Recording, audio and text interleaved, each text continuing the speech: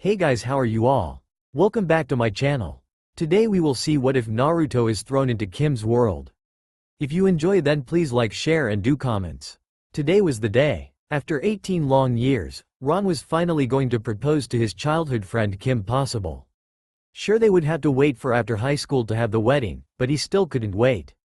He had this amazing evening planned. First, dinner and a movie, then dancing in a moonlit car drive. Finally, he was going to walk her up to her house and pull out the rain. When his alarm went off, he nearly jumped out of bed with excitement. He grabbed some clothes and threw them on before running down to the kitchen. When he got there, he ran up to the counter, poured himself some cereal, and ate it really quickly. He ran to the door, but before he could grab the door handle, he heard some grumpy squeaking upstairs. Oh no, I forgot Rufus, he thought. He ran back upstairs to see the naked mole rat standing on his desk, tapping his foot.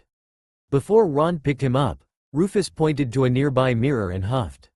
Ron wasn't sure what his little buddy was saying, so he looked at it and gasped.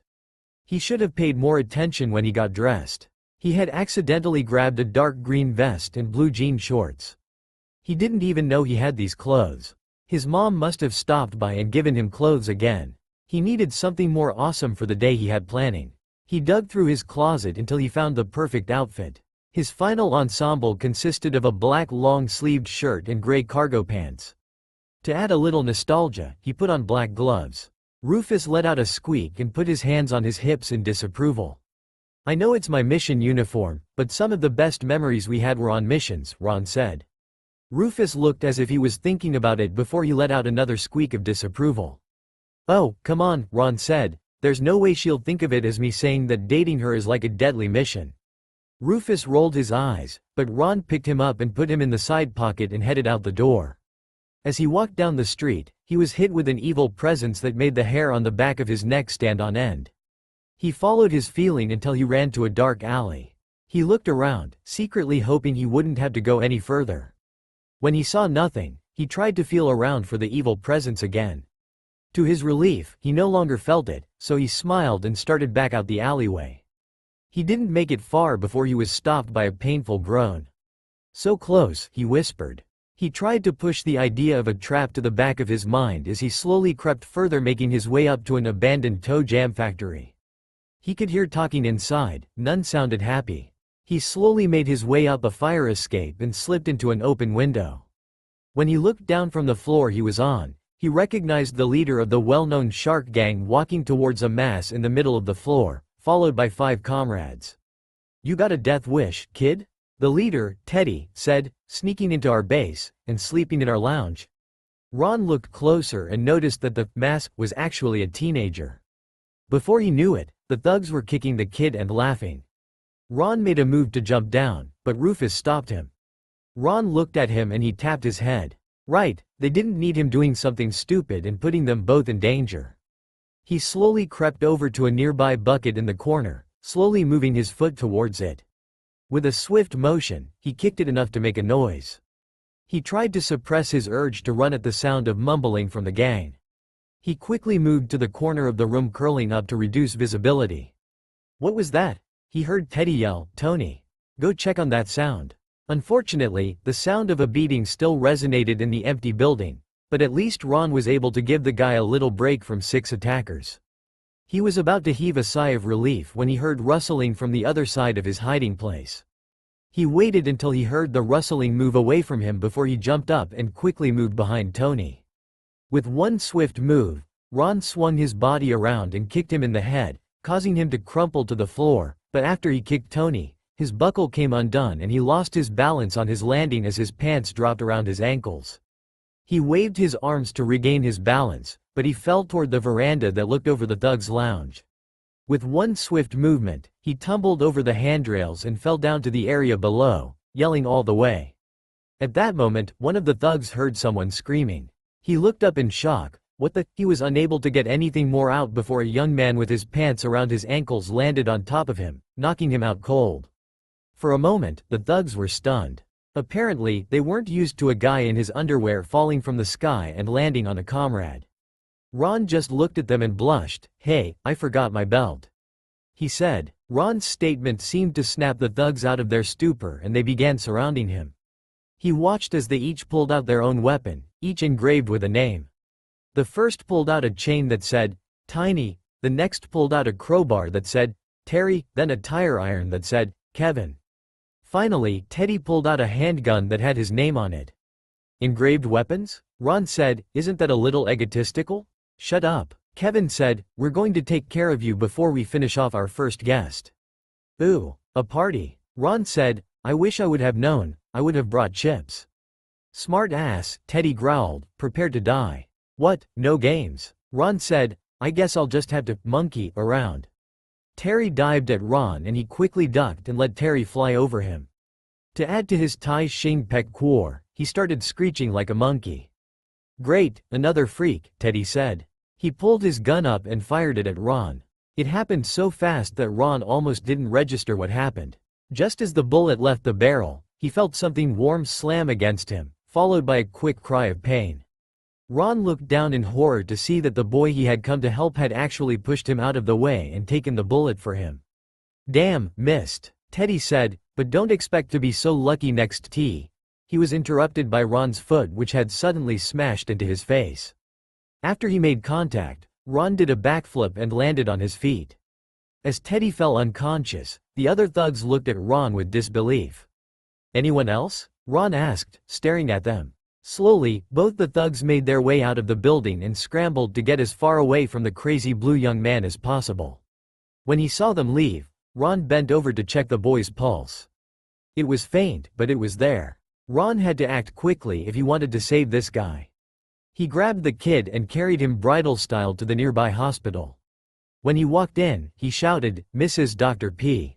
The nurses were used to Ron and Kim bringing in injured people, so they had Ron say that when he came in with a serious case. They immediately got up and ran to help the boy in Ron's arms. Over all the confusion, Ron ended up being pushed into the waiting room where the ground became worn from his constant pacing.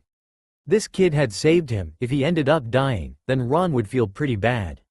It took several more hours, but a nurse finally walked in. Ron stoppable? She asked. Yup, he said. The patient can have visitors now, she said. Thank you, Ron replied. He quickly made his way to the boy's room. When he walked in, Mrs. Dr. P was standing over the bed. Ron was confused. After all, Mrs. Dr. P only worked on brain stuff. Hopefully, this kid didn't get shot in the head. What's wrong with him? He said, worried more than he should have been. Mrs. Dr. P gave him a motherly look and smiled. He's fine. You got him here in time for us to remove the bullet safely. Ron heaved a sigh of relief. But, she continued, he has no idea who he is, and we can't do anything about it. Nothing? Ron asked, can't you guys do therapy or something? Mrs. Doctor, normally we could, she said. Usually amnesia is diagnosed as repressed memories, but the memories just aren't there. Like they were destroyed? Ron asked. As ridiculous as it sounds, yes, Mrs. Dr. P said. Okay, I'll help him get M back, Ron said. Mrs. Doctor, fine, she said, but you have to wait until after he recovers. When he leaves this hospital, you are responsible for him. Righty-o, Ron said cheerfully. He ran up to the boy and smiled. Hey, how's it going? He said. The kid only looked about 16. He had bright blonde hair spiked up, and scars on his face that gave the appearance of whiskers. He looked up at Ron with a smile. Pretty good, he said, but I kinda don't know what's going on. Oh, that's fine, Ron said. Mrs. Dr. P said that you had amnesia, so I'm here to help you out. First off, we need a name. Did you check my clothes? The boy said, I heard that lady talking about a name on it. Sorry, Mrs. Dr. P said, we tried as hard as we could, but your clothes were damaged when you were attacked. She pulled out an orange fabric and pushed it towards him. It was completely torn up, with rips all through it. That seems a little much for a thug attack, Ron said.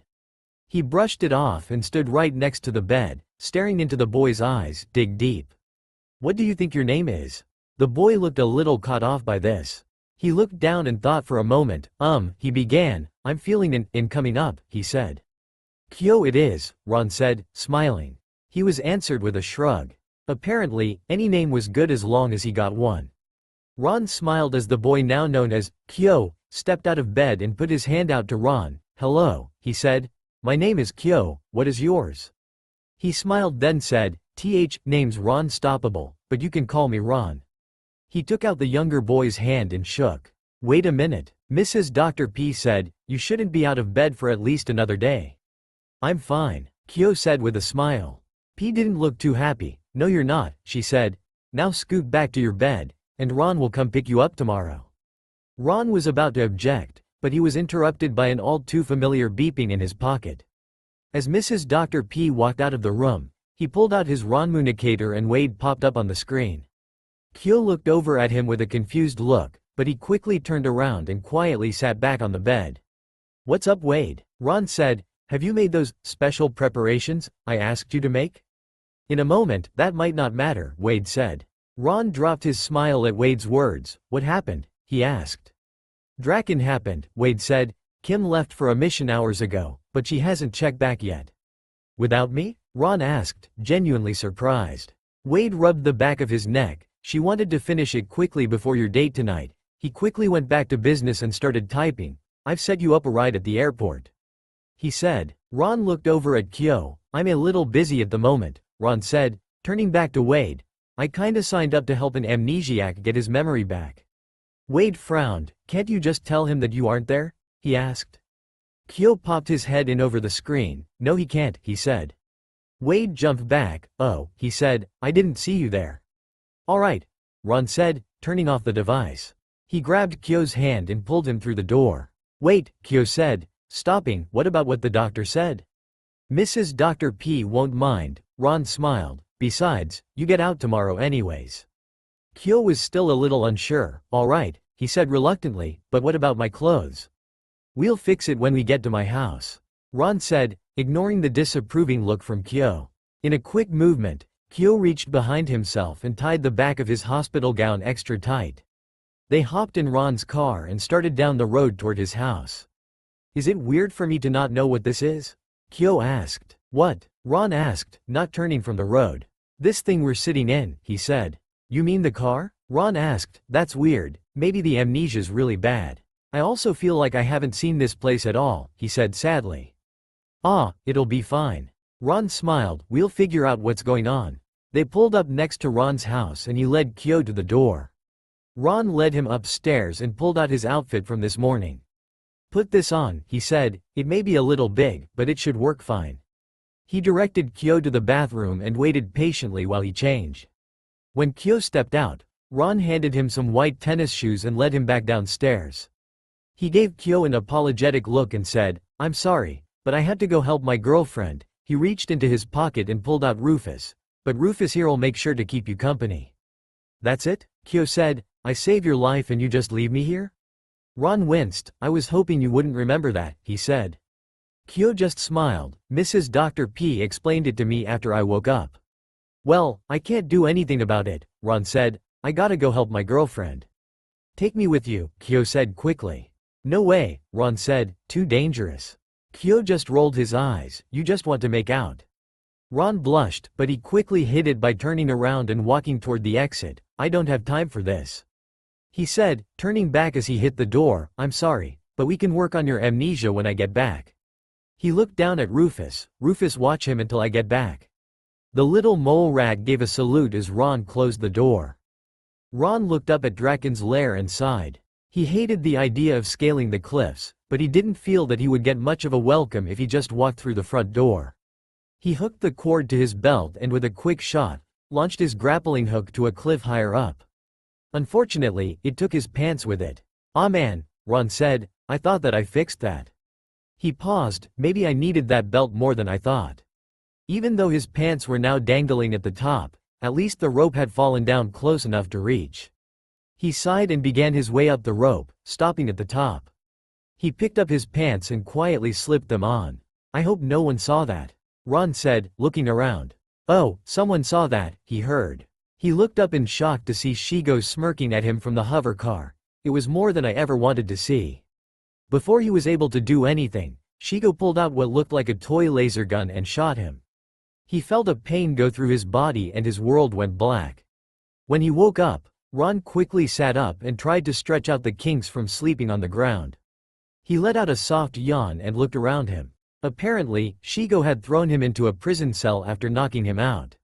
He tried to stand up, but hissed as a sharp pain shot through his leg. It wasn't bleeding, so he must have sprained it or something. He sat back down and scanned the room, searching for any form of an escape route when his eyes fell on a form in the corner. "KP," he yelled.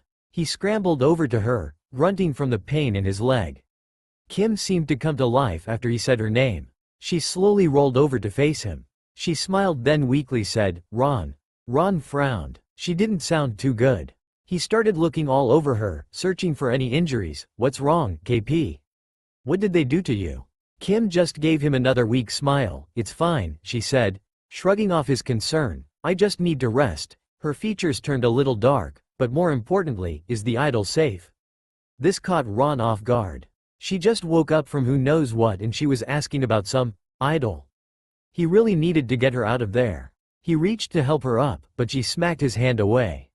"Seriously?" she nearly yelled. "Where is the idol?" She jumped to her feet and stared down at him. This really confused Ron. Her sudden burst of energy not only startled him, it worried him. Something was definitely up. He looked up at her in fear as she reached down and grabbed him by his collar and pulled him close to her face. "Give it to me," she snarled, showering him with spittle. "I don't know what you're talking about," he said. It was starting to get difficult to breathe. She growled, then threw him down to the ground, receiving a cry of pain as Ron's leg hit the ground. Ron looked up at her with even more fear. "KP." He pleaded, "You might be under mind control or something." "Nope," Kim sneered. She turned around so that Ron could see that there was no control device. "I'm doing this of my own volition," she said. "Oh, K1. You know I don't know what that means," Ron began. "And two. Snap out of it, Kim. You've had this coming for a while," she said. Ron put his hands up as he tried to defend himself as his girlfriend jumped into the air with a powerful kick aimed at him. Kim Possible watched in horror as her boyfriend squirmed in pain in front of her, affected by whatever was being done to him. He was chained to a table surrounded by Draken, Shigo, and someone she had never seen before. The stranger looked about in his mid-20s. He had blonde hair that was tied back into a tight ponytail, his bangs brushed back from his face. He wore a purple short-sleeve shirt and purple jeans with white shoes. He was making a hand sign and Ron was being surrounded by a blue aura. Draken would shout out demands and Ron would squirm even more. Kim had to fight the tears as she watched the man she loved crying in pain. It looked like it was mostly psychological because besides his bloody leg, he didn't look physically injured. "Kenda, how is it going?" Draken said, addressing the stranger. "He's a tough nut to crack," Kenda said. "I've had her attack him and belittle him, but he still won't tell." Draken wasn't satisfied with this answer. "You said that your genjutsu would get it out of him." "It will," Kenda sighed. Kim saw annoyance flash across his otherwise neutral face, but it was gone as soon as came. Kim started to rethink her strategy. When she first broke into Draken's lair, she had seen him talking to Kenda from a view in the ventilation shaft. She heard about a mystical idol that would give Draken ultimate power, so she knew that she had to make sure that he didn't get it. Just as she tried to leave, Shigo caught her and shot her with a weird ray gun. When she woke up, she was in a prison cell. She saw Draken and Kenda start to leave, but in desperation, she lied and told them that she and Ron had already gotten the idol and Ron had hidden it. She now knew that by doing that, she had basically thrown Ron under a bus. He keeps clinging to the idea that she will remember their relationship and turn back to normal. Kenda huffed then smiled. "Poor fellow has no idea that she isn't even real."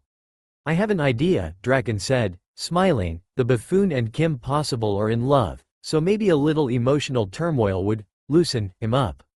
Shigo stopped reading her newspaper after he said this and shot him a look of disgust. When he didn't respond, she went back to reading. Kenda smiled. "Brilliant," he said. He closed his eyes and the blue aura shifted a little. After a while, he laughed. "Good call," he said. He was even planning on proposing to her tonight. Kim gasped at Kenda's words. Ron's painful grunts turned into cries of sorrow as tears poured down his face. Kim almost cried at the sight. "What are you doing to him?" she yelled. Draken turned around to Kim and smiled. "It's called genjutsu," he said. "It creates an illusion that seems completely real to the one who falls victim to it." He shot a glare at Kenda. Still speaking to Kim, he said, I found out firsthand that it works. Kim smiled at him. Trouble with the henchies? Kenda looked annoyed at this comment and the blue aura wavered a little.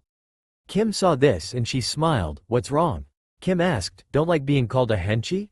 Quiet, he yelled. Alright, henchie, Kim said. But first, I was hoping you could be distracted enough for me to save the day. She paused then said, again. Kenda turned to her and he laughed. You? He said, laughing, what can you do? Draken heard this and turned to her too. Always happy for a chance to gloat. Face it, Kim possible, you've lost. He said. As both the villains faced away, a knife flew over Ron and cut the bonds. Luckily, Kenda and Draken were too busy to notice. Unfortunately, Shigo noticed. Dr. D, she began. She walked over and tapped him on the shoulder. Not now, Shigo. I'm in the middle of gloating. Draken waved her off. Before they could do any more, all three of them went stiff. What the? Shigo began. Why can't I move? Somewhere in the shadows, they heard someone say, Kagemane no Jutsu, success. Draken and Shigo looked shocked, but Kenda just laughed. About time you showed up, he said.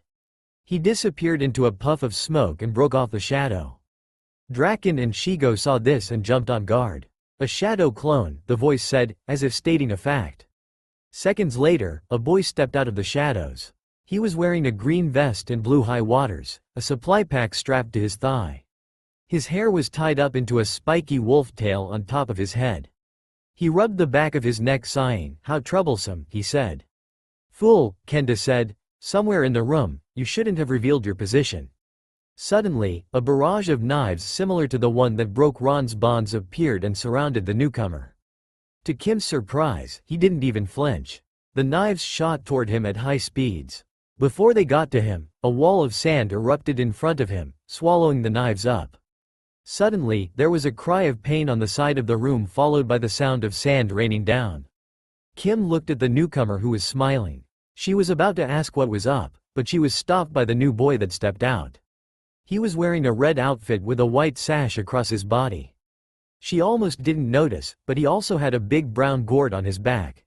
He had red hair and a Japanese symbol on his forehead. Another shadow clone, he said simply, Tamari, grab the hostages and get them out of here. Kim looked over at Ron and a flash appeared and he was gone. She was about to demand an explanation when she heard a girl's voice above her. You might want to stand back, she heard. Kim quickly ran to the back wall and watched as her prison cell's bars were covered in cuts and collapsed. After the dust cleared, she saw a girl walk in with Ron over her shoulder. She had a long black dress and a red belt. She also had a metal beam strapped to her back. Her blonde hair was tied up into 4 tight wolf tails on the back of her head. Before Kim could say anything, the girl grabbed her and jumped out of the door, followed by the red and green boys. After they left, Draken and Shigo just stared at each other in confusion, not sure what just happened. Shikamaru ran for a few more minutes before addressing the girl. Hello, he said, are you a resident of this village? He said. She gave him a look of confusion, but she shrugged it off and smiled. Yes, she said, welcome to Middleton. I'm Kim. He gave her a swift bow. I am Shikamaru, he said. My teammates are after a very powerful shinobi and I was hoping you could point us in the direction of the nearest inn. She looked confused, but he really didn't want to have to bother with her. He was about to leave when she stopped him. You aren't from around here, are you? She asked. Shikamaru sighed. It looks like he might end up explaining. How bothersome, we are from Konohagakure, he said. How did you know? She gave him a look of annoyance. People around here don't usually say stuff like village, shinobi, or even teammates. It was the inn that clinched it for me. She paused, though I've never heard of Konohagakure before. Shikamaru sighed audibly, getting a glare from Tamari. Kim gave him an equally exasperated sigh then said, I'm guessing from the way you talk, you probably don't have the money for an inn. She said, stressing the word inn. Before Shikamaru could disagree, Kim said, you can just stay at my house. This girl was fascinating. She just met 3 strange people and she was willing to let them sleep in her house? Granted, they did save her and her boyfriend, but it was still weird. Women are so troublesome. He must have shown his feeling because Kim was starting to look annoyed. Tamari stepped in front of him. Sorry, she said, he has trouble with the opposite gender. Shikamaru scoffed and she continues, we appreciate the hospitality. My name is Tamari and that's my little brother Gara.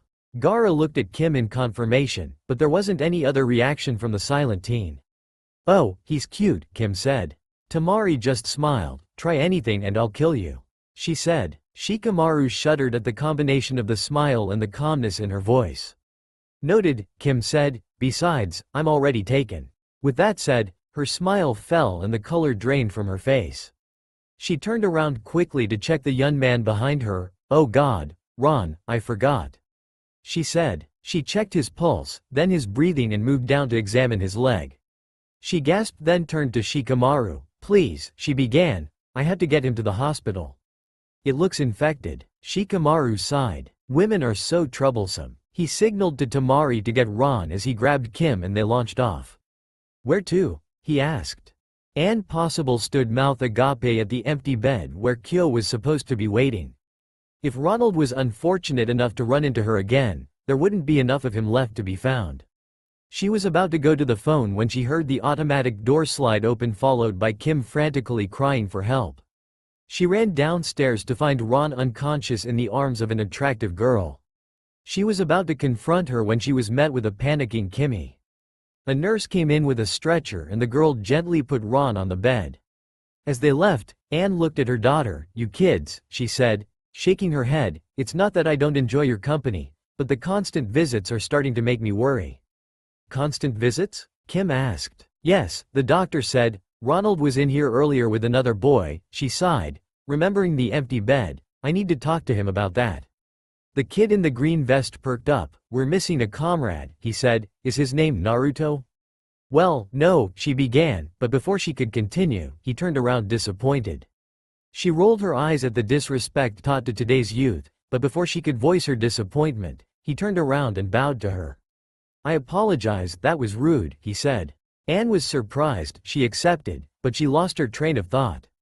She looked at Kimmy, questioning about her friends, and she walked over, rubbing the back of her neck. I kind of invited them to stay at our house, she said. Kimmy, she said. I'm disappointed, she said, earning a look of worry from the kid in the green vest. What have we said about inviting strangers over on a school night? She was pleased to see the kid sweat drop. You mean you've done this before? He asked, incredulously. Anne just smiled and he took it as an opportunity to introduce himself. I am Shikamaru, he said. That is Tamari and her brother Gara. Anne almost laughed at the candy-striped girls walked past Gara throwing flirting giggles only to be met with his older sister's icy glares. Anne turned to Kimmy. I'm going to go check on Ronald, she said. I'll call you when he gets out. She could see Kim try to protest, but she stopped her. Right now, please go home and show them the guest room, she said. Also, could you call Kyo and tell him where Ron is? Kim gave her a confused look and she chuckled. Kyo is that boy that he brought in, Anne said. He went missing, so I would assume that he's at Ron's house. All right, she said. I'll call him when I get home. Anne waved to Kim as she left, quickly turning towards Ron's room before the door could even close. Kyo was starting to get really pissed at this rat thing. It had somehow foreseen all of his escape attempts, stopping each one. He was about to try to escape again when he was stopped by the sound of a phone ringing. He grabbed the receiver, hoping to get Ron's voice, but he was met with a higher, more why voice. May I speak to Kyo? She asked. I want to do more than talk, he said smoothly. This girl sounded hot. He was met with a disgusted scoff. Oh please, she said. I just called to let you know that Ron's in the hospital. Kyo dropped the macho act and stiffened. What happened? He asked, worried for his friend. There was an accident during the mission, she said. He could hear the condescending tone, but at the moment, he really didn't care. Where is he? Kyo asked. The hospital, she said. Thank you, he said, hanging up. He started toward the door, but he was stopped by the interloping mole rat. He looked down at him. Ron's in the hospital, he said. The rat gasped and jumped on his shoulder, pointing toward the door. Kyo ran out, following the rat's direction. He was actually surprised at the speed he was running.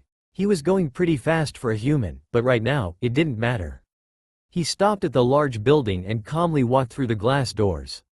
As soon as he stopped, he was wrapped in what looked like a tatami mat.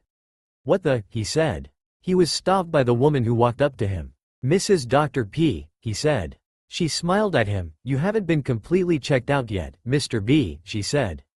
Kyo looked at her with confusion. She smiled then said, Ron decided to make you a last name, she said. I'm fine, Kyo said. Where's Ron? He's in recovery, she said. She gave him a smug look. That's where you were supposed to be. Don't worry, I'll give you a room with Ron. Kyo shouted obscenities as he was dragged off further into the hospital. Anne smiled. She never let her patients escape, and now wasn't different. She wasn't going to let Mr. Kyo be the first. Kim hung up the phone, resisting the urge to gag at the pig she just talked to. Whoever this Kyo is, she didn't want anything to do with him. Why would Ron hang out with someone like that? She shook off the thought and turned to address her guests. She led them to the guest room and helped them get their beds set up. Tamari and Gaara got the beds while Shikamaru said he would take the armchair. Kim protested at first, but he was adamant, and after the day she had, she didn't feel like arguing. After she got them settled down, she sat down in another armchair next to Shikamaru and asked, So if you guys are after a ninja, what brings you guys here? It was meant as an innocent question, but she didn't much like the look of seriousness that the three shared. She was about to take it back, but she was stopped by Shikamaru. We don't know, he said. We were originally on a combined between the Konohagakure no Sato and Sanagakure no Sato to find a very dangerous rouge ninja.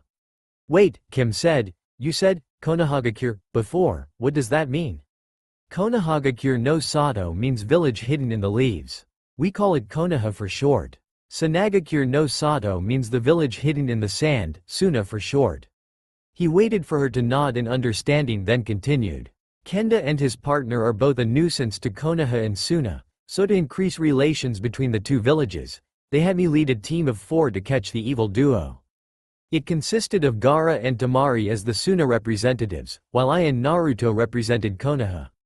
Flashback. Hurry up, Naruto, Shikamaru yelled. They were supposed to start their mission a couple hours ago, but Naruto had gotten distracted by pretty much every food stall that they had passed. They may have been assigned to a joined mission with the sand, but Shikamaru wasn't too thrilled with who they were teamed up with. He had heard Gaara had mellowed since the attack on Konoha, but honestly, he was still kind of scary. To make it worse, they sent his sister with him. She kept demanding for a rematch, saying that her win during the Chunin exams wasn't real. Unfortunately, Naruto didn't move any faster, so Shikamaru sighed and ran to catch up with their 2 teammates. So what's the information on our target? He asked. They were talking about something, and Tamari looked a little annoyed by the intrusion. Gaara seemed to notice it and annoyance flashed across his neutral feature for a second, but was gone as quickly as it came. They are highly skilled shinobi, he began. The first is trained in medical ninjutsu and genjutsu. His name is Kenda, and he specializes in brain trauma. He uses genjutsu to lure his victims into a false sense of reality, then he goes for the head. The next, our main target is Egnima, a user of the puppet master jutsu. Wait, Shikamaru said, isn't Kankuro also a puppet jutsu master? Wouldn't have been a good idea to send him in? Gaara shook his head. We did not want to risk Egnima using Kankuro's puppets against us. I thought there was a seal on the puppets to stop that from happening, Shikamaru said. Tamari piped in now. Somehow he figured a way around it, she said, but what's more important is his target. There is a temple not far from here that was rumored to control the chakra of the world around it. We aren't sure what really lies in the temple, but whatever it is cannot be good if targeted by Egnima. Could he just be going after the legend? Shikamaru asked. Egnima is no idiot, Tamari said. He would not go after something on mere folk talk. He must have a goal. How far is the temple? Shikamaru asked. Tamari gave him a smug look. We are here, she said. Shikamaru stopped and looked up to see the temple in front of them. At some time, it must have been a magnificent structure, but now, all that was left of the large stone archway had crumbled to the ground. The temple must have been abandoned after its destruction. Shikamaru made a move to enter, but was stopped by the appearance of a powerful presence behind him. He signaled the other 2 and they quickly jumped to the side and hid in nearby trees in time to see 2 people walk into the temple. Tamari signaled to these newcomers, showing that they were the targets. Shikamaru saw them head through the doorway, but before he could do anything, he suddenly felt a great pressure coming from the temple. He had to think of something to do, so he took his planning position. He knew that these were 2 powerful shinobi. The one with short-ranged attacks would be guarding, so it's clear that attacking close up would be the stupid thing. Just as that thought came to mind, Shikamaru automatically regretted thinking it. His fears came to fruition as he heard the sound of everyone's favorite knucklehead ninja. Naruto jumped in screaming. "No you don't," he yelled. He jumped into the temple doors and disappeared. Moments later, there was a loud crescendo and all was silent. "Naruto," Shikamaru said, annoyed. "Why did you even bring him?" Tamari asked. "I'm beginning to question that myself," he responded. They jumped down and ran inside to find Kenda holding Naruto in a trance. He smiled at them, sure to make it clear that if they moved Naruto would die. He made his point by moving his hand over Naruto's head. Acknowledgment just looked annoyed. "Why didn't you stop him?" he yelled at Kenda. "He completely destroyed the idol before I could complete the ritual. Now who knows what will happen?" Shikamaru looked down at Acknowledgment's feet to see a glowing pile of rubble. Clearly, this was the idol that he was talking about. He made a move to attack, but Kenda saw this and stopped him. "If you don't want this guy to become a vegetable, you best not move." He smiled wickedly. "We had to get out of here." Acknowledgment said, "The energy is building, and I personally don't want to be here when it is released." Kenda smiled. "Here's a little present for you," he said. He swiped his hand away from Naruto and he collapsed. "No!" Shikamaru yelled. He jumping to catch Naruto's body before it hit the ground. Grabbing Naruto, Shikamaru covered his eyes as the broken pedestal flashed a bright light. End of flashback. Shikamaru sighed. "When I came to, I sensed Kenda's chakra's signature and headed toward him. I ran into Tamari and Gaara who had the same idea. We ran inside to find you and your boyfriend. Because we were stopping Kenda anyways, we decided to help you. When he escaped, we had no reason to be there, so we helped you get away." "Well, aren't you chivalrous?" she said. Shikamaru rolled his eyes. "Whatever," he said. Kim's clever response was interrupted by the phone. She ran over and picked it up. "Hello?" she said. She was happy to hear her mother's voice on the other line. "He's stable. You can wait until he wakes up," she said. Kim was going to express her relief when she heard some screaming on the other side. "What's that?" she asked. "Oh, it's nothing," her mom said. "A patient just tried to get out before his recovery period was over." There was crash on the other end and Kim was a little worried. "What happened?" she asked. "Oh, nothing," she said, sounding calm. "He just threw Bruno over the counter." "Bruno the bodybuilder?" Kim asked, incredulously. "He was huge, that must be one strong patient. Who is this guy?" she asked. "Oh, it's just Kyo," she said. Kim was silent. "Don't take too long getting here," her mom said calmly as another crash sounded on the phone. There was a click and a dial tone. Kim hung up the phone, wished her guests good night and sprinted to the hospital. She stepped in to find it completely quiet. She ran up to Ron's room and found him sleeping. She heaved a sigh of relief at the peace and made a move to sit down when she heard a muffled grunt on the other side of the curtain. She whipped it to the side to see a blond boy completely tied up, wrapped up in a tatami mat, and chained to the bed. He must have been a lot of trouble, which gave her one thought. This must be Kyo. After seeing her, she could only guess that he tried to get her to untie him, but because of the tape on his mouth, all that came out was another muffled grunt. She reached down and took the tape off of his mouth. "You're hot," he said. She put the tape back on, earning a confused look as she closed the curtain. When she made sure she couldn't see the blonde, she turned back and took her seat next to Ron. She looked over at Ron in time to see him stir. He slowly opened his eyes, glancing at Kim. When his eyes fell completely on her, they shot open and he sat up and tried his best to scoot away from her. "Please," he shouted, "I don't know anything about an idol. Please stop attacking me." She was taken aback. "Ron," she said, concern in her voice. "It's okay." She put her hand up to comfort him, but he flinched and scooted further away, almost falling off the bed. "Ron, what are you talking about?" she said, even more worried. "He's under the after effect of genjutsu," she heard behind her. She turned to see Shikamaru standing in the doorway. He thought the experience was real, so he is acting as such. He said, "What are you doing here?" she asked. He looked at her with concern. "I thought I might be able to help your friend.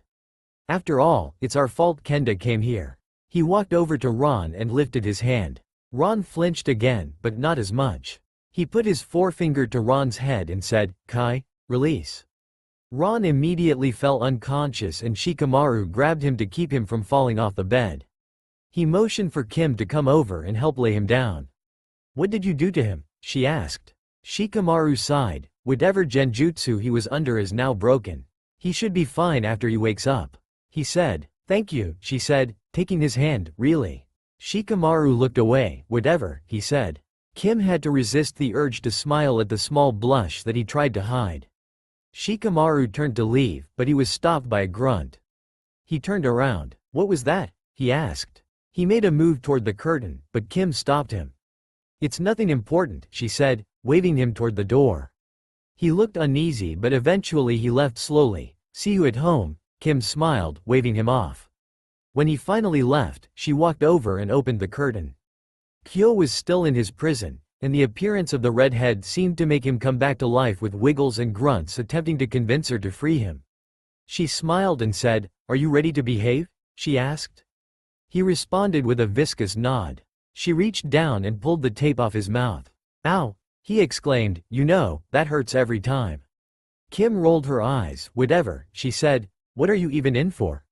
Why did my mom have you tied up and chained down?" Kyo was about to respond, but he stopped and all the color drained from his face. "That demon is your mother," he said. Her vein bulged and Kim slugged him in the face. Kyo felt the need to stop himself before he voiced his confirmation. "I'll be good," he said, resisting the pain from his black eye.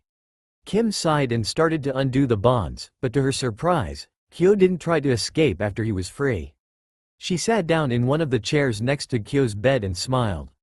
"So what y'all in for?" she asked. Kyo looked like he was thinking about it, but eventually, he said, "I'm not sure." Kim thought that he was going to elaborate, but he remained silent, so she piped in. "All right," she said, "did they not tell you?" Kyo shook his head. "No," he said, "I just don't know what it means." "Do you know what being shot with a gun is?"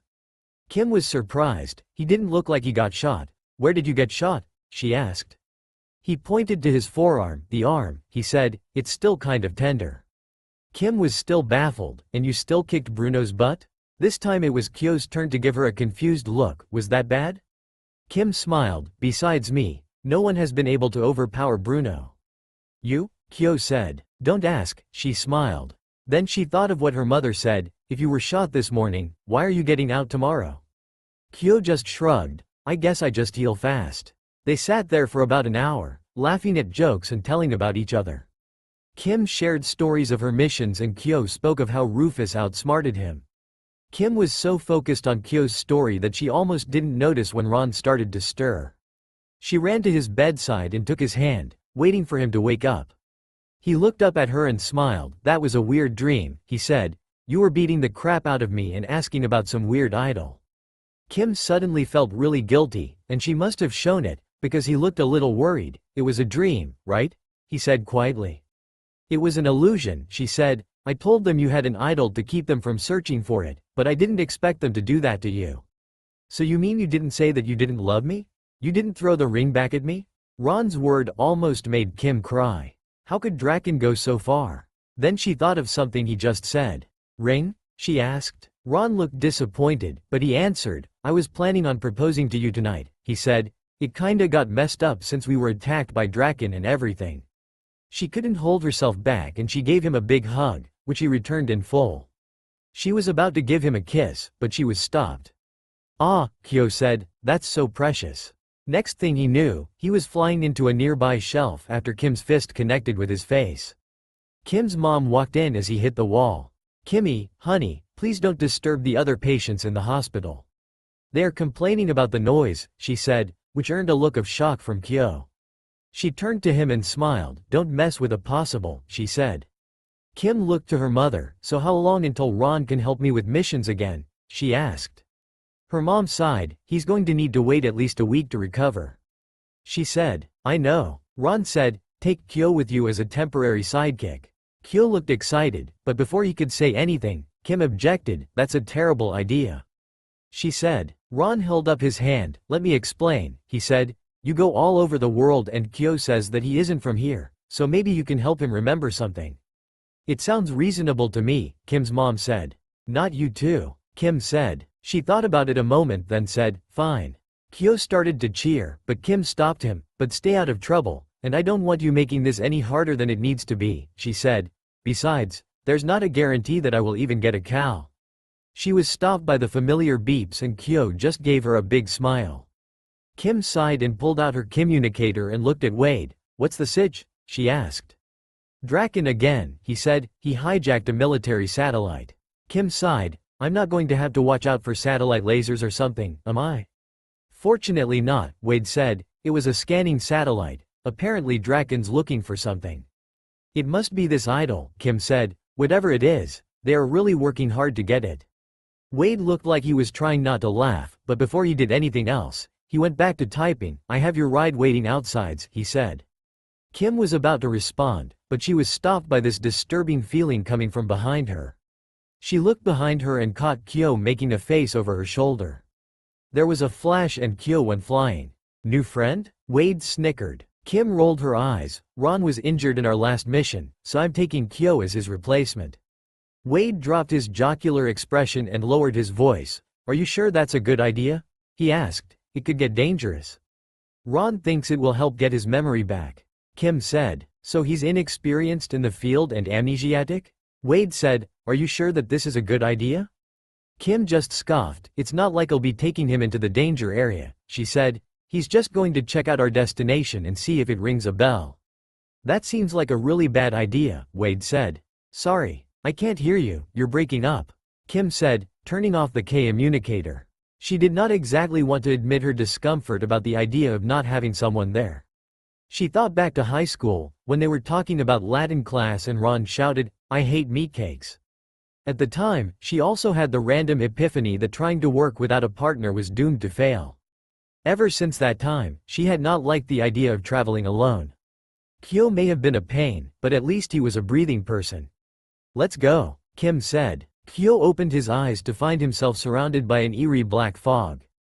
He must have been separated from Kim, but he couldn't remember for the life of him what happened. "I like the way you phrased that."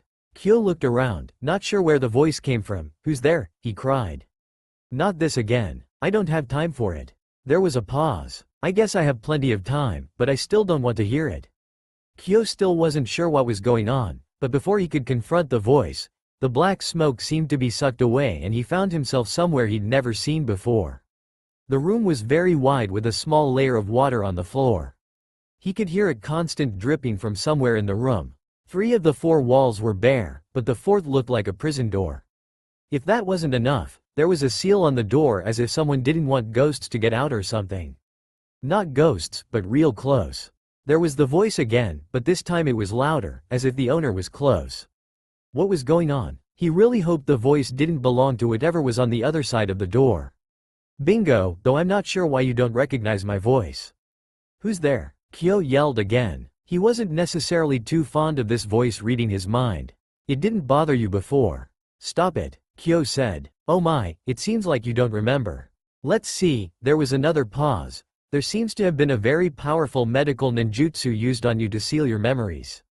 Can you fix it?" The voice cackled. "I could. I am after all your own personal demon." Kyo could hear some spite when he said the last 2 words, "but I won't." "How can you just say that?" Kyo said. "I really need some help. I won't reveal all of your memories, but I will tell you some information." It wouldn't be any fun to reveal the whole truth. Kyo chewed his lower lip. He didn't want to give this voice the satisfaction, but he did need the help. Maybe he could find something to help Kim out. "Kim? Who's that? Another girl admirer? So you cut our visits for a couple of months and I end up missing everything?" "Another? So that means that I am indeed a ladies' man?" Kyo said, smiling. "I never saw what they saw in you, but they always seemed to fall in love with your kindness. The worst part was, you never even noticed. They could have been literally throwing themselves at you and you would have been just as oblivious." "Yikes," Kyo said. "Well, anyways, I'll unlock a portion of your memories, but I'll watch the rest to see what happens." There was a blinding light and Kyo opened his eyes. To his surprise, he found himself in a seat on the plane sent by Wade. Kim was next to him going through some paperwork. Well, what was that supposed to do? Kyo thought. Whatever that voice was, apparently, he was full of crap. He sighed and pushed it to the back of his mind. He figured he could figure it out after they got to Draken's. He turned to Kim and smiled. "So what are we supposed to do?" he asked. Kim didn't even look away from her paperwork. "We don't want Draken to find this idol. So we're going to have Wade hack into the satellite and mess with the results until we can locate it." So why are we going? He asked. Can't Wade just hack from afar? No signal, Kim said. Here, she reached out and handed a small device. It's the Ronmunicator, for now. It's a Kyomunicator, she said. Ron can't really use it, so he wanted to use it while you were with me. You check out the nearby villages on a lead for your past, and I'll go hack Draken. Sounds good, he said. Kim silently made her way through the air duct until she was over what looked like a giant computer room. With her hair dryer, she slowly lowered herself down into the room. She took a cord out of the communicator and hooked it to the computer. She jumped to the side as footsteps echoed down the hallway. Kim silently made her way through the air duct until she was over what looked like a giant computer room. With her hair dryer, she slowly lowered herself down into the room. Taking a cord out of the communicator, she hooked it to the computer. She jumped to the side as footsteps echoed down the hallway, Draken's voice following. What do you mean Kent is not here? He yelled. This was supposed to be his plan. She heard Shigo respond in her usual condescending voice, who need him? Besides, he gave me the creeps anyway. Fine, Draken said, sounding dejected, we'll just go along with the plan and see if he shows up. Kim sat silently, knowing that this was about where Draken would gloat about his plans. She could feel the tension in the air as he prepared his monologue. He took a deep breath and just as he was about to talk, Kim felt a sharp pain on the back of her neck and she fell forward. The last thing she saw was Kenda's evil smirk before she succumbed to darkness. Kyo could barely contain his joy. Sure, he didn't recognize this place at all, so he didn't remember anything significant, but the natives were so nice, and once they found out he was Kim's sidekick, they basically treated him like royalty. He was just about to head into the nearby arcade when he heard a steady rhythm of 4 beeps from his pocket. He took out the strange device and turned it over, looking for a way to make it stop making noise. Just as he was about to try to break it, Rufus gave an annoyed squeak at him and grabbed the Kyomunicator. He pushed a button and Wade flashed onto the screen. What's the sitch? Kyo said, mimicking Kim's usual greeting. Bad news, Wade said, I lost communication with Kim. Let's go get her, then. Kyo said. He followed Wade's directions to a secluded building on a cliffside. He walked up to the door of the lair and knocked. To Wade's astonishment, the door opened and a man in red spandex addressed Kyo. Can I help you? He asked.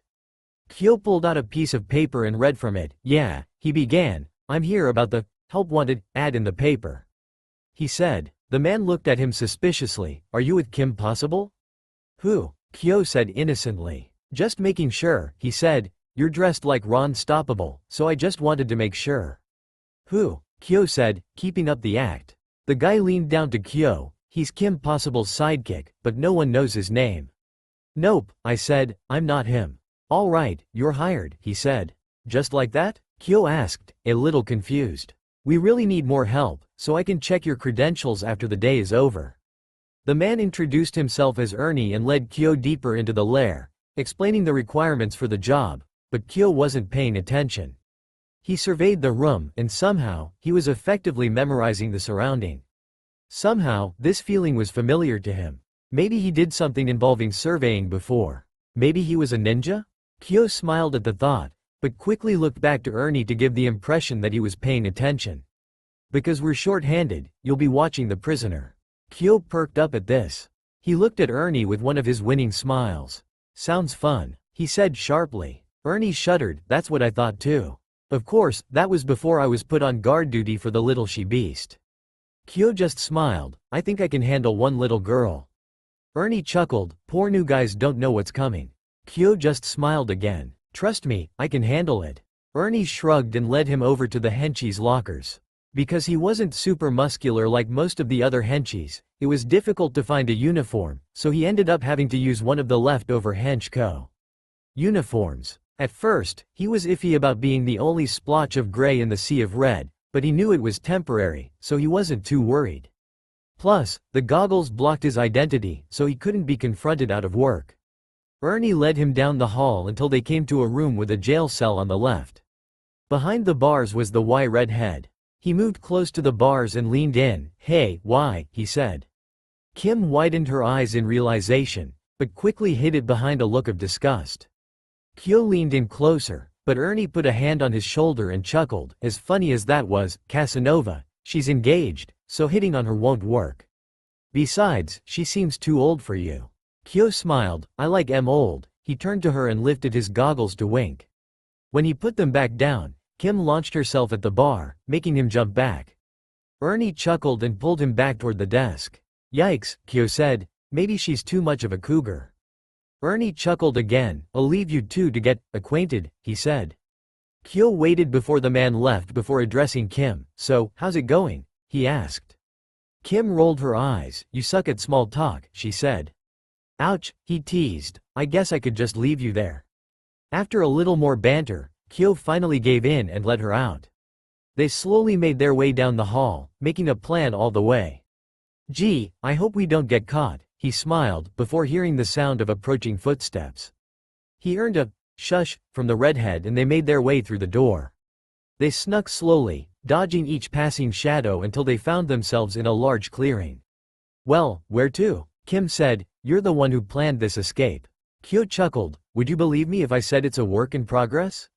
Wow, Kimmy, you really know how to pick em, came a voice. Kyo shot his gazes toward the voice to be met with a white chick in green. Wow, he said calmly. The woman gave him a curious look. Are you shocked that I came to kick your butt myself? No, Kyo breathed. Is it like a requirement for women in this profession to be super Y? Shigo nearly fell on her face, and Kim smacked him in the back of the head. He has a point, you know, he heard above them. Suddenly, there was a puff of smoke and a man dropped down from the ceiling and continued. I mean, come on Shigo. Taking from the fact that you and Kim are bombshells, I thought the same thing. Kenda, Kim said, the anger apparent in her tone.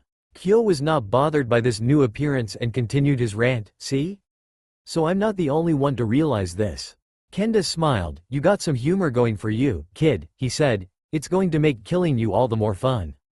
With that, he launched himself at Kyo as a sign to start the battle. Kenda pulled out a kunai, moving to skewer Kyo, but with reflexes he didn't know he had, he moved slightly, catching Kenda off guard, and grabbed his wrist, throwing him into a pile of boxes nearby. Great, Kit, look what you've gotten yourself into. I guess I'll have to give you some of your memories back to ensure survival. Why not all of them? Even I cringe when I see them, giving them now would probably kill you. I guess my own personal demon knows best. Just get back to the battle. Kyo smiled as Kenda snarled and threw the boxes off of himself. Clearly, he wasn't expecting this reaction from the young blonde. He charged with his hand enveloped in what Kyo knew as chakra. Kenda made move to jab him with his chakra, but Kyo would move with him and jump out of the way with each move. He could see the anger in Kenda's eyes. Apparently, having a kid dodge his attacks wasn't exactly fun for him. When Kenda looked tired enough, Kyo hit him with a spin kick and sent him flying. He went right between the spar between Shigo and Kim and they turned to him, wide-eyed. Kyo had to resist the urge to cheer at his success, but the growing number of henchis was starting to make it look difficult. Now the technique. Kyo rolled his eyes and made a few hand signs, Kage Bunshin no Jutsu. There was a large crescendo and the room was filled with smoke, but when it cleared, there were 50 Kyo clones standing at attention and prepared for battle. The fight increased as hench attacked hench in a clash of red and gray. The henchmen were easy. Clearly, the only one worth fighting was Shigo, and Kim was having all the fun. By then, the redhead had been overpowered by the green girl, probably due to the poor living conditions that Kim had been put in. Kyo signaled for one of his clones to grab Kim and jumped out. When they were clear, Shigo turned her attention to Kyo and charged. To her surprise, he didn't move but instead, the others joined him and together, Kyo and his clones clapped their hands and sent a gigantic gust of wind flying towards her. Next thing she knew, she was flying across the room, coming down with a crash. Careful, he said, smiling, that last step's a doozy.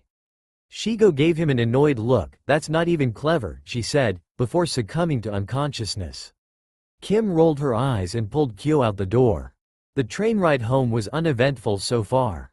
Kyo changed back to his mission clothes, but he kept the goggles from the uniform and wore them like a headband. Kim asked him why, and he said that it just felt natural. After they got settled down, Kyo moved to the window to pass the time. Okay, first things first, we work on your banter, Kim said as the scenery rushed by.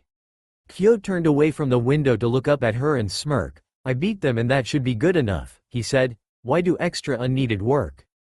Kim shook her head in shame. A requirement for this job is clever quips, she sighed. Shigo is probably sharing with her villain buddies about that lame joke you made. I doubt that was so important, Kyo sighed. Somewhere in Bermuda, a group of villains gathered around a poker table. Shigo put down her hand and sneezed. A cold? Gemini asked. Nah, Shigo said, must be dust in the air. Draken rolled his eyes. Well anyway, tell us more about the new buffoon, he said. Shigo held back a laugh. So anyway, like I was saying, he may have kicked my butt, but after, he said. Kyo sneezed. Not a good sign, Kim said. Kyo just rolled his eyes. What do you know? He said. Besides, I summon a bunch of copies of myself and you focus on the banter? I've seen weirder stuff, she said. Can I at least get a thank you? He asked. You're right, Kim said, lowering her voice, thank you. That's it? He asked. No hug? Kim just rolled her eyes. You gotta work your way up, she said. Kyo was going to protest further, but he was interrupted by the 4 beeps. Kim grabbed the communicator out of her pocket and flipped it on. Sitch me, Wade, she said. I found the idol, he said. The problem is that Draken has also found it, so he's probably headed towards it now. Kim looked down. I guess we should probably tell the others about it, she said. They should be in my room, so you can reach them there. All right, Wade said. I have already set you a ride at your next destination. Kyo walked away as Kim and Wade planned further, thinking things over. Before he thought further, he heard a squeak as Rufus ran up his shoulder. He looked up at him and gave an encouraging squeak. Thanks for worrying, but I'm just thinking about getting my memories back. He reached down and scratched Rufus's head. Rufus smiled and gave him an encouraging squeak. Thanks buddy, Kyo said, turning away so that the small rodent wouldn't see his worry. He sat down and waited patiently for the next mission. Shikamaru was sleeping soundly when the call came. His dream about clouds was cut short by the little munchkin shaking him. He sat up and yawned before relieving the tired boy of the telephone. Hello? He asked. Is this Shikamaru? He heard on the phone. Yes, he said. This is Wade. I have located the idol that Kenda is after. I have already sent Kim there, but now she wants you to meet her there. Shikamaru sighed. How troublesome, he said. If you would give me the coordinates, I'll get the others. Even better, Wade said. Your ride is waiting outside. Shikamaru raised an eyebrow. Just like that? He could hear Wade smile. I called in a favor, he said. Shikamaru didn't want to argue, so he just let it drop and woke the others. Within the next couple minutes, he found himself on a strange metal device that flew like a bird. When they exited the device, they found themselves in a desert overlooking what seemed like an abandoned city. Some of the buildings were sunk into the sand while some weren't even visible. Shikamaru sighed and looked up at the city. Clearly, this was going to be troublesome, but he knew he had to get it over, so he walked into the desert and prepared for something to happen. Kim and Kyo made their way through the ruined temple till they were right at the door to the established meeting place with Shikamaru and his team. Kyo reached for the door only to be stopped by Kim. What's up? Kyo asked. I got another plan, she said. I'll go in and meet these people, but I need you to use your copies to survey the area. Kyo gave her a pleading look, but she wouldn't have it. After a few minutes, he finally stalked off to do as he was told. Kim had to hold back a laugh as she reached for the door. When she walked in, Shikamaru seemed to be waiting for her already. What happened to Kyo? He asked. Wade said you were bringing him to help. Kim just smiled. I had him go to survey the area. He has the special talents to handle it. Shikamaru showed a spark of interest, but it left as quickly as it came. Let's get back to business, he said. Are you aware of what you're up against? Kim sighed. No, she admitted. Shikamaru groaned. I was afraid of that. Because of this, I need you to stay away from Kenda if at all possible. Let's hope we don't even run into Egnima. Kim nodded, but he wasn't done. We'll handle those two while you and Kyo sneak around and get the idol. Kim nodded and they split up. She found Kyo and relayed the plan, earning a few groans of being stuck with boring chores. Kim ignored him and made her way past and further down the aged pathway.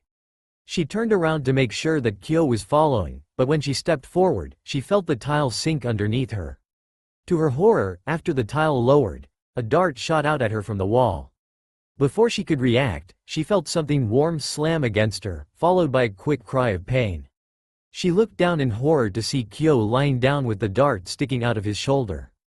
Ow, he said, wincing as he pulled it out. This looks familiar. Kim sighed. First a bullet and now a dart, she said. Boy, you just won't let people get hit by their intended projectiles.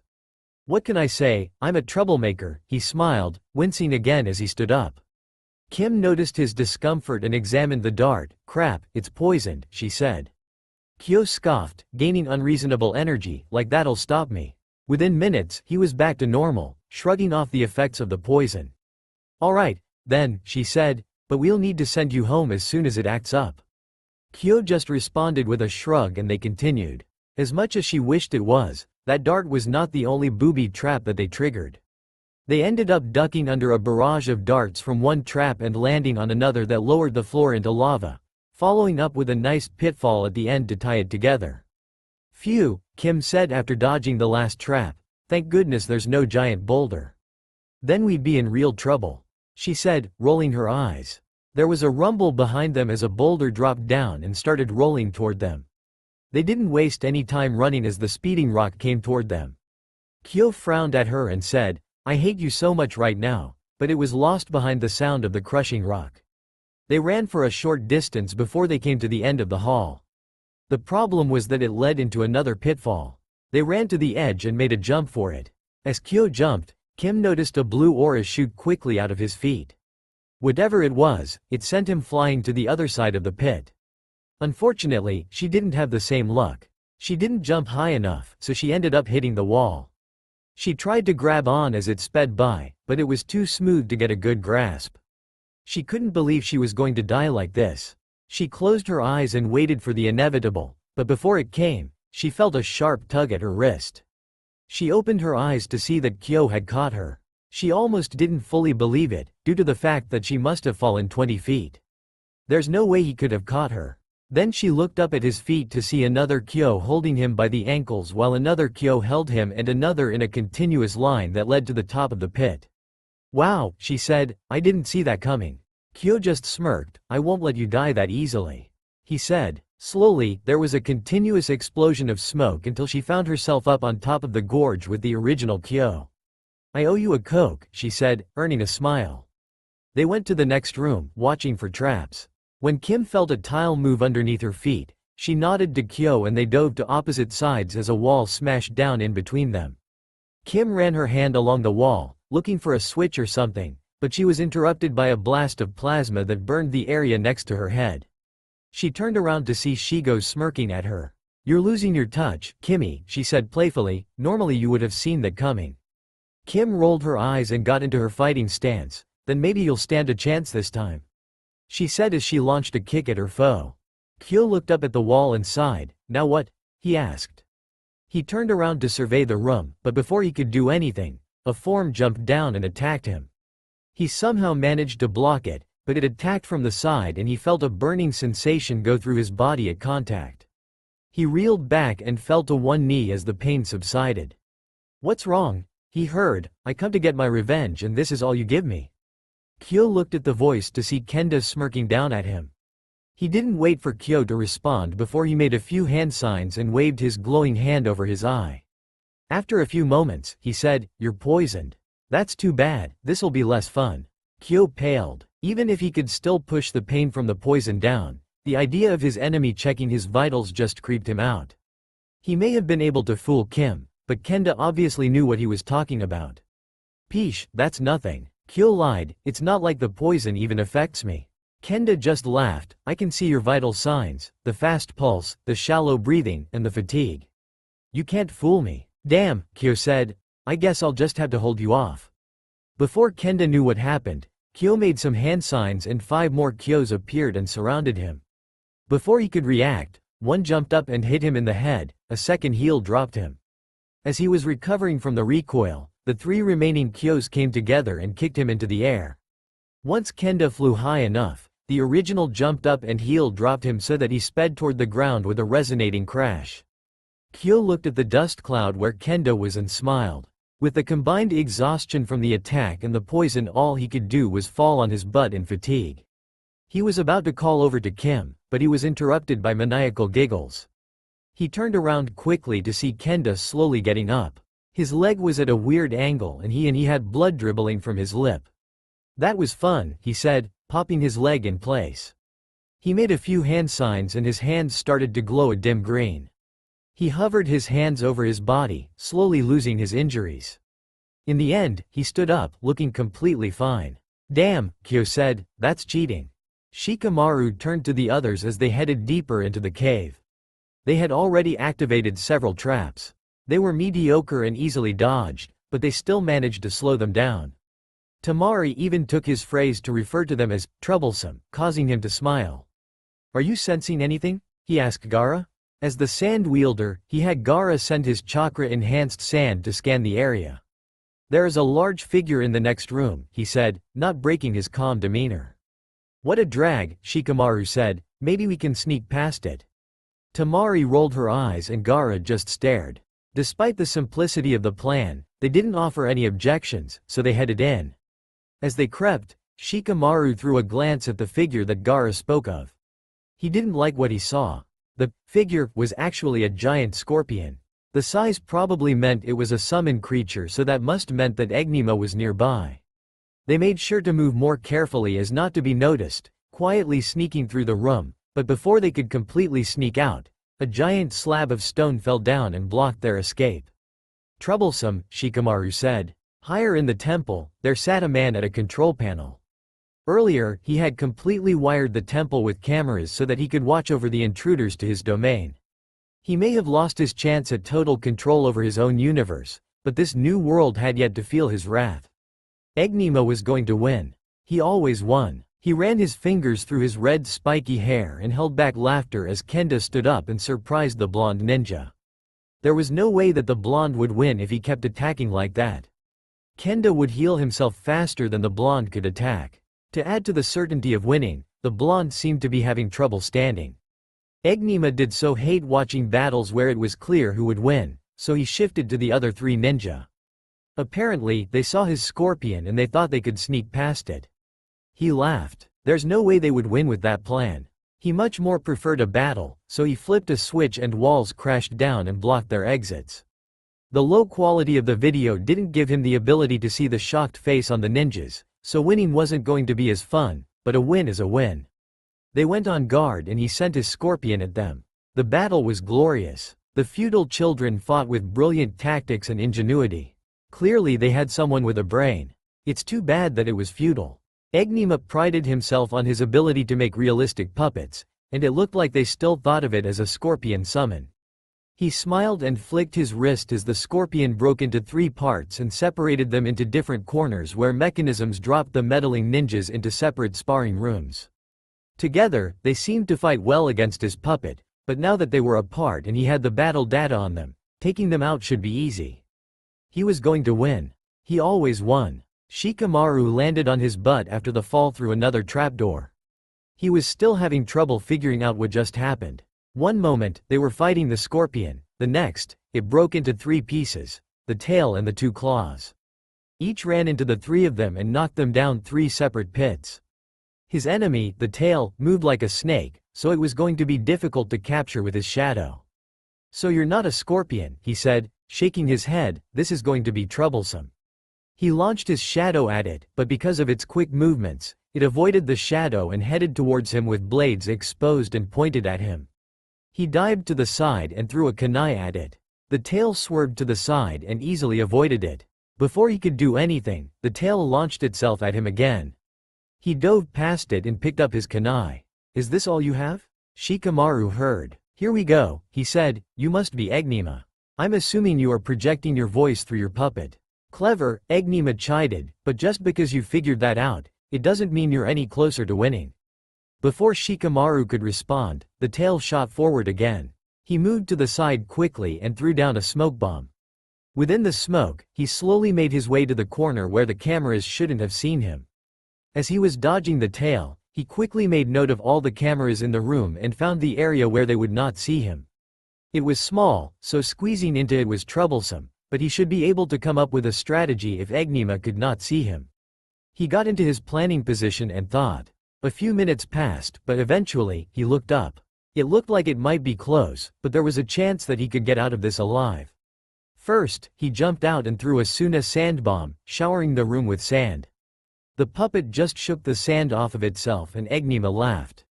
The tail launched itself at him again and he threw his kunai so that the puppet would dodge out of the way and he would jump to the side and pick up the kunai again. The same pattern followed. Shikamaru would throw kunai, the tail would dodge, and he would pick up the kunai again. Enigma was getting frustrated. Stop moving. Shikamaru rolled his eyes but didn't answer. When he got no answer, Enigma spoke again. Some strategy, he goaded. There's no way you can tire out my puppet, so doing this won't work. Shikamaru remained silent. Fine, he snarled. I'll just fix his so-called strategy doesn't work. The tail launched itself at him again, and he threw his kunai again. This time, however, the puppet just took the kunai and the knife embedded itself into it. Shikamaru bit his lip and Enigma laughed at his discomfort. The tail launched itself again and Shikamaru threw another kunai and the puppet took it again. Shikamaru looked more worried, but he stopped at the sound of sizzling. His worried look melted away to reveal a confident smirk, which was only made bigger when the tag on the kunai exploded and destroyed the puppet. Gaara was not much for showing his emotions, but when the claw of the supposed summoned scorpion broke off and flew at him, he couldn't help but raise his eyes in shock as the sand jumped up and blocked it. He didn't sustain any injuries, but the claw did manage to push him into a nearby hole. He landed on his feet and crossed his arms as the claw landed in front of him. The claw floated up and Gaara was met with a voice. The sand user, he said, Sabaku no Gaara, I believe. Gaara was silent. I am Enigma, I will kill you now.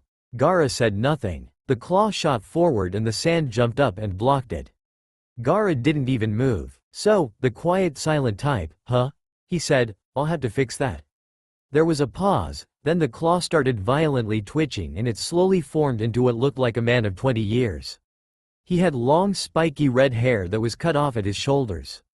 He had a blue outfit similar to Kenda's but his arms were wrapped in bandages.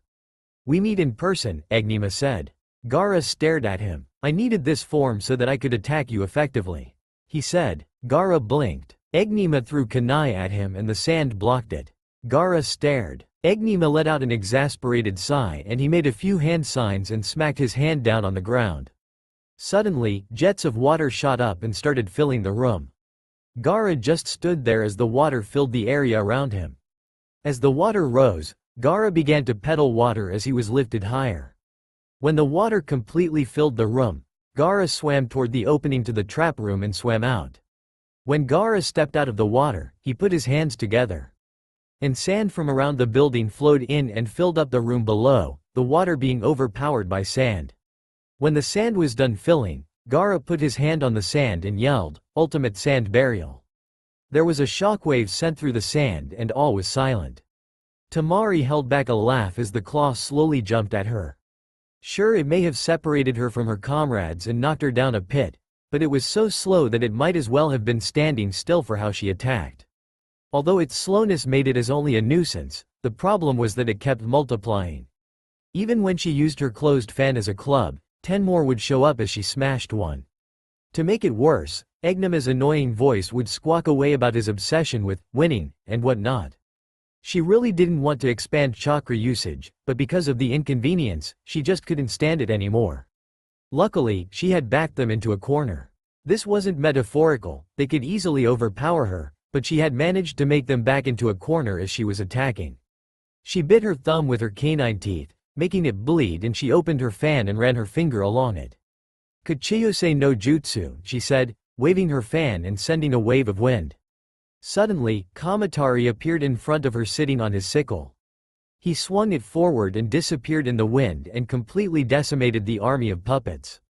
Unfortunately, it didn't stop there. She watched as the cutting wind went further and destroyed the wall behind them. She was about to jump through the trap door in the ceiling when something caught her eye. Kyo was getting desperate. He had already used his Kyo barrage several times, but each time, Kendo would just do his glowy thing and he'd be back on his feet and attacking again. He could barely hold himself up, the poison taking its toll. His legs threatened to give out beneath him as he dodged the continual barrage of attacks thrown at him by Kenda.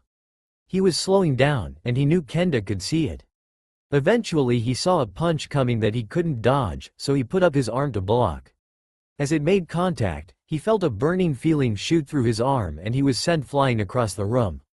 Kendo laughed. I've severed the tendons in your arm, disabling your jutsu. I have won. He shuddered. Looks like that damn Enigma got to me. Before Kyo could respond, Kendo reeled back and kicked him across the room. He may have been sent across the room, but Kyo knew that it was only a few seconds before he was attacked again. Before Kendo walked over, there was a rumbling behind him, and before anyone could react, the wall behind him collapsed and completely crushed him. When the smoke cleared, it revealed a hot girl leaning on what looked like a giant fan. Before he could cry for help, she turned to leave. He did his best to move around so she would see him. She did see him, but after she turned to him, her eyes widened. You, she said angrily. Kyo coughed up some blood as he got to his feet slowly. Do I know you? He said. She looked insulted. You leaf idiot. Don't try that with me. Really? Kyo pleaded. I don't know what you're talking about. She looked like she was going for blood, so he was happy when he heard a rumbling above her and the ceiling collapsed and separated them. He made his way towards the door and quickly shut it behind him. He surveyed the room and found himself in what looked like a surveillance room. He looked at the figure standing and looking at the screens and ran up to her. Kim, he said, happy to find her. Kyo, Kim yelled happily. She ran up and hugged him. I was so worried. Oh please. Kyo said, smiling, like one little battle will stop me. He looked like the hug made him uncomfortable, so she stepped away. Are you okay? She asked. Kyo's smile grew bigger. Of course, he said, no need to worry. She could tell he was lying, but she didn't know why. Because of his boneheadedness, she had to find out his injuries secretly. She began to cry and she hugged him again, lighter this time, to look for injuries, but before she could let go, Kim felt a surge as the room disappeared in a puff of smoke. When it cleared, they found themselves in a weird room. The walls looked like they were weaved like a basket. To add to the weirdness, there were two frogs staring up at them. The first had a large white tuft of hair sticking out of his head with big white eyebrows to match. The second one had curly purple hair and was what appeared to be purple lipstick. What did you do? Kim asked, waving her finger at Kyo. He frowned. I didn't do anything. Before Kim could chew him out further, one of the frogs spoke. What's wrong, Naruto boy? Kim frowned. Naruto? Like the ramen topping? I'm sorry, but we don't have any of those? Kyo gave her a look. Do you see talking frogs a lot? Nah, Kim smiled, but I've seen weirder stuff. Who's your girlfriend? The purple frog said teasingly. Kim frowned. Do you know these guys, Kyo? She asked turning to him. Kyo shrugged. No clue, he said. Suddenly, he gave her a wicked grin. But it's not hard to see why she thought you were my girlfriend. Kim rolled her eyes. Shut up, Kyo. She said. Kyo? The frog asked. Kyo was preparing to respond, but before he could, his eyes suddenly rolled into the back of his head and he fell over. Everything happened quickly. Kim jumped down to check his vitals while the purple frog jumped around the room collecting a bucket. Kim laid him flat while the purple frog put a wet cloth on his forehead. The other one made hand signs, making his hands glow, and he hovered them over Kyo. After he was done, Kyo looked a little better, but still bad. What happened to him? The purple one asked. The other frog sighed. He's been poisoned. We need to get him to Konoha to be looked at. Kim gasped. Konoha? Like the ninja village? The other frog raised an eyebrow. Yes, we need you to come too since you were with him. You might be able to help discern an antidote. Kim shrugged, unable to respond to the sudden demand. The purple frog made some hand signs and disappeared in a cloud of smoke. Before Kim could ask where she went, the room was blocked by smoke again and she found herself in what looked like a hospital lobby. The other frog was talking to the receptionist. Suddenly, a group of people dressed in similar white outfits came in and put Kyo on a stretcher and took him deeper into the hospital. She made a move to follow, but she was stopped by the other frog. He'll be fine, he said. She sighed and sat down. She started thinking back to what happened, maybe coming up with an explanation, but it could have been anywhere. Suddenly, the reminder flashed into her mind from when he pushed her out of the way of the darts in the temple. Before she could get deeper in worry, she was interrupted by a girl dressed in a similar white outfit. She had short pink hair and brilliant green eyes. Hello, she said. Are you the one who came in with Naruto? Kim gave her a funny look. I don't think so, she said. What is up with this place and their obsession with ramen? She thought. The girl looked curious. But you appeared in the room with him, didn't you? Him? Kim asked. The girl looked a little annoyed. Naruto. The boy who just came in. The one followed by frogs. So that's his name, Kim said. Sorry, I didn't know. The pinkhead seemed to soften. I'm sorry I snapped, she said. I'm just a little worried about a comrade. He went missing for a couple of weeks and when he returns, he's poisoned. Kim nodded her head. It's fine, but now that I know someone who knows him, do you think you could explain a little about him? He's been living at my friend's house, but I don't know anything about him.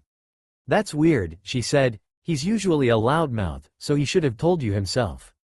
Kim chuckled. He kind of went all amnesiatic on us. He was helping me out with something when we suddenly appeared here. Amnesia? The girl turned around. That's new. She said quietly. Excuse me, Kim said, waving her hands. Is Kyo gonna be alright? Who? She asked. Kim blushed. Whoops, I mean Naruto. We gave him the name Kyo when we found him. Ah, she smiled. He should be fine after some rest, she said. I'm Kim, she said, holding out her hand. The girl took it and smiled again. Sakura, she said. Like the cherry blossom? Kim asked. First ramen and now cherry trees? Sakura giggled. All in the presentation, she said. Before Kim could react, Sakura bowed to her. Thank you very much for taking care of our knucklehead. She was caught off guard, so Kim just smiled and said, no problem. Again, before she could register, Sakura's hand shot out and took hers. Come on. I just got off duty, so to thank you for helping Naruto, I'll show you around. Kim bit her bottom lip. Shouldn't we wait until he gets out before we celebrate? Sakura just rolled her eyes, as if poison would be enough to kill that idiot. Before Kim could protest further, she was yanked out the door and led down a large pathway through a village. The place just gave a good place vibe. Sakura would pause occasionally to point out landmarks, but the majority of the time, they just headed straight. Kim heard something about Hokage stone faces, but before she could ask for more detail, Sakura stopped. In front of her, there was a giant mountain that kind of reminded her of Mount Rushmore. The only difference being that the 5 faces that were carved out of the mountain were not the same ones she remembered. She couldn't help but look up at these faces and smile. Clearly, these people must have done something to deserve such an honor. Nice mountain, she said. Before Sakura could respond, a blur went by and a man in a gray vest appeared next to them. For some reason, he had a mask that looked like a hawk. He reached down and grabbed her by the arm. Lady Hokage will see you now, he said. She was surrounded by fire and she found herself in what looked like an office. A blonde busty woman was behind the desk, her face blocked by a book. The man in the mask bowed to her and disappeared in a flame. Kim-san, I presume? The woman said, lowering the book. Kim recognized her immediately. Your face is on the mountain, she said. The woman smiled. I am Tsunade, she said. I am the Hokage, the leader of this village. Care to explain what you were doing with an injured leaf shinobi? We have reports that he was poisoned and you and him seemed really close before he passed out. It shouldn't be too hard for a familiar to give him the poison. You think I poisoned Kyo? Kim asked. Tsunade looked at her questioningly. Who? Kim cringed. Whoops, I mean Naruto. Sorry, I'm still getting used to that. She bowed, imitating Sakura. I did not poison Naruto. He was poisoned while protecting me. Explain, Tsunade said in a voice that left no room for argument. After the Anbu came and took Kim, Sakura went up to check on Naruto. If that girl knew anything about what happened to him, Tsunade-sama would find out. If it were up to her, she would have sent Kim to Ibiki, but Tsunade said that she had something else planned. She stared down at her unconscious blonde friend with worry. Sai would be proud of that fake smile that you gave the new girl, she heard behind her. She turned and came to face Ino. It had to be done, she said. She might have done something to Naruto. I don't know, Ino said. She didn't seem unfriendly to me. And if anything, she seemed genuinely concerned when she first came in. Sakura rolled her eyes. It could have been an act, she said. Or not, Ino countered. Sakura was about to respond, but she was stopped by the mumbling behind her. She turned around quickly to see Naruto sit up and rub the sleep from his eyes. When he lowered his hands, he looked around in confusion. Where am I? He said frantically. She placed her hand on his shoulder. The hospital, she said. Where's Kim? Sakura was thrown off. Maybe the intruder was telling the truth. He tried to get up, but he winced and she gently pushed him back down. Well, Kyo-kun, she said, Kim-san is talking to Tsunade-sama. She's the boss. Naruto scratched his head. You know me? Kim took a deep breath after telling the whole story. The whole time, Tsunade had just sat and listened. She didn't ask questions or show disbelief, so Kim decided to take that as a good sign. She looked to the older woman for a reaction, but before she could get one, there was a knock at the door. Enter, Tsunade said. Sakura opened the door. There was also another girl. She wore a white outfit like Sakura, but she had blue eyes and her hair was tied up in a short ponytail. She waited until the third member of the group to enter before she reacted. Kyo, she said, tackling him in a hug. Then she realized her blunder, Naruto. Naruto smiled. I'm still getting used to it too. She smiled big, but she was interrupted when he stumbled. She caught him before he fell, but she gave him a concerned look. I told you to tell me if you were injured, she said. I didn't want you to worry. He smiled. Don't worry, Sakura said. He'll be heading back to the hospital after this is over. We just wanted to confirm her story, Tsunade said. Naruto was leaning on Kim as she led him to a nearby seat. He relayed the story to Tsunade, giving the detail that Kim didn't know about. As he spoke, his story pretty much was the same as Kim's, so she felt safe. When he was done, Tsunade nodded in approval. You may not remember, but do you know what happened to your comrades? Naruto gave her a funny look, but before he could speak, Kim interrupted. I might know, she said. She began to explain how Shikamaru and his team had saved her and Ron. Just as she finished, there was another knock on the door. A woman in a brown dress stepped in. She had short brown hair and was carrying a pig in vest. Shizune, what have you to report? Tsunade asked. Shizune looked at the others in the room, then back to Tsunade. We have confirmed that the other three have indeed been taken to Kim-san's world. Tsunade sighed. Can we just reverse summon Temari like we did Naruto? She asked. Shizune shook her head. We would be leaving the other two stranded. We would have to get them to be touching her to get them transported too. We didn't even know that was possible until Kim-san came through. All right, keep looking, she said. Shizune bowed and left the room. Rufus had been napping the whole time in Kyo's pocket, so he had no idea what was going on. He stuck his head out of his bedroom to get a good look around. It looked like he was sitting in some office. He looked up at Kyo and was shocked to see him wrapped in bandages. When the scary old woman said, all right, head back to the hospital. I'll handle the research to try and get Kim-san home. Rufus figured that Kyo was going to be stuck in the hospital, so he wanted out. He was always uncomfortable in hospitals.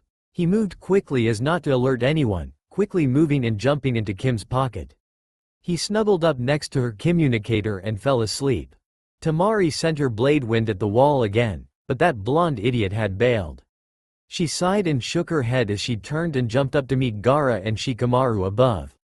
He's here, she said.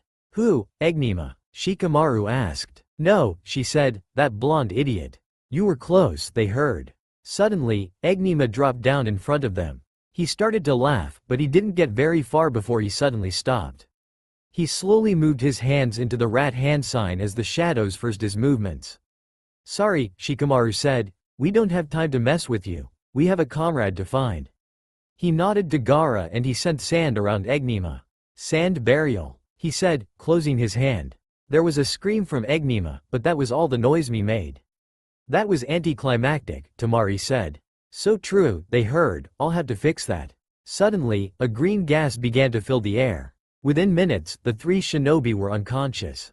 A figure walked in and laughed, all according to plan, he said. Shikamaru hated when situations got troublesome.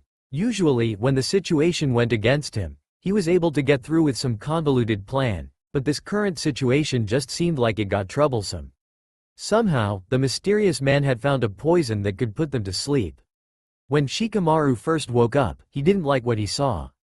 He, Gaara, and Temari had been chained to the wall. He couldn't move his arms to make hand signs, and what's worse is that he could feel the chakra being drawn out of him through the chains.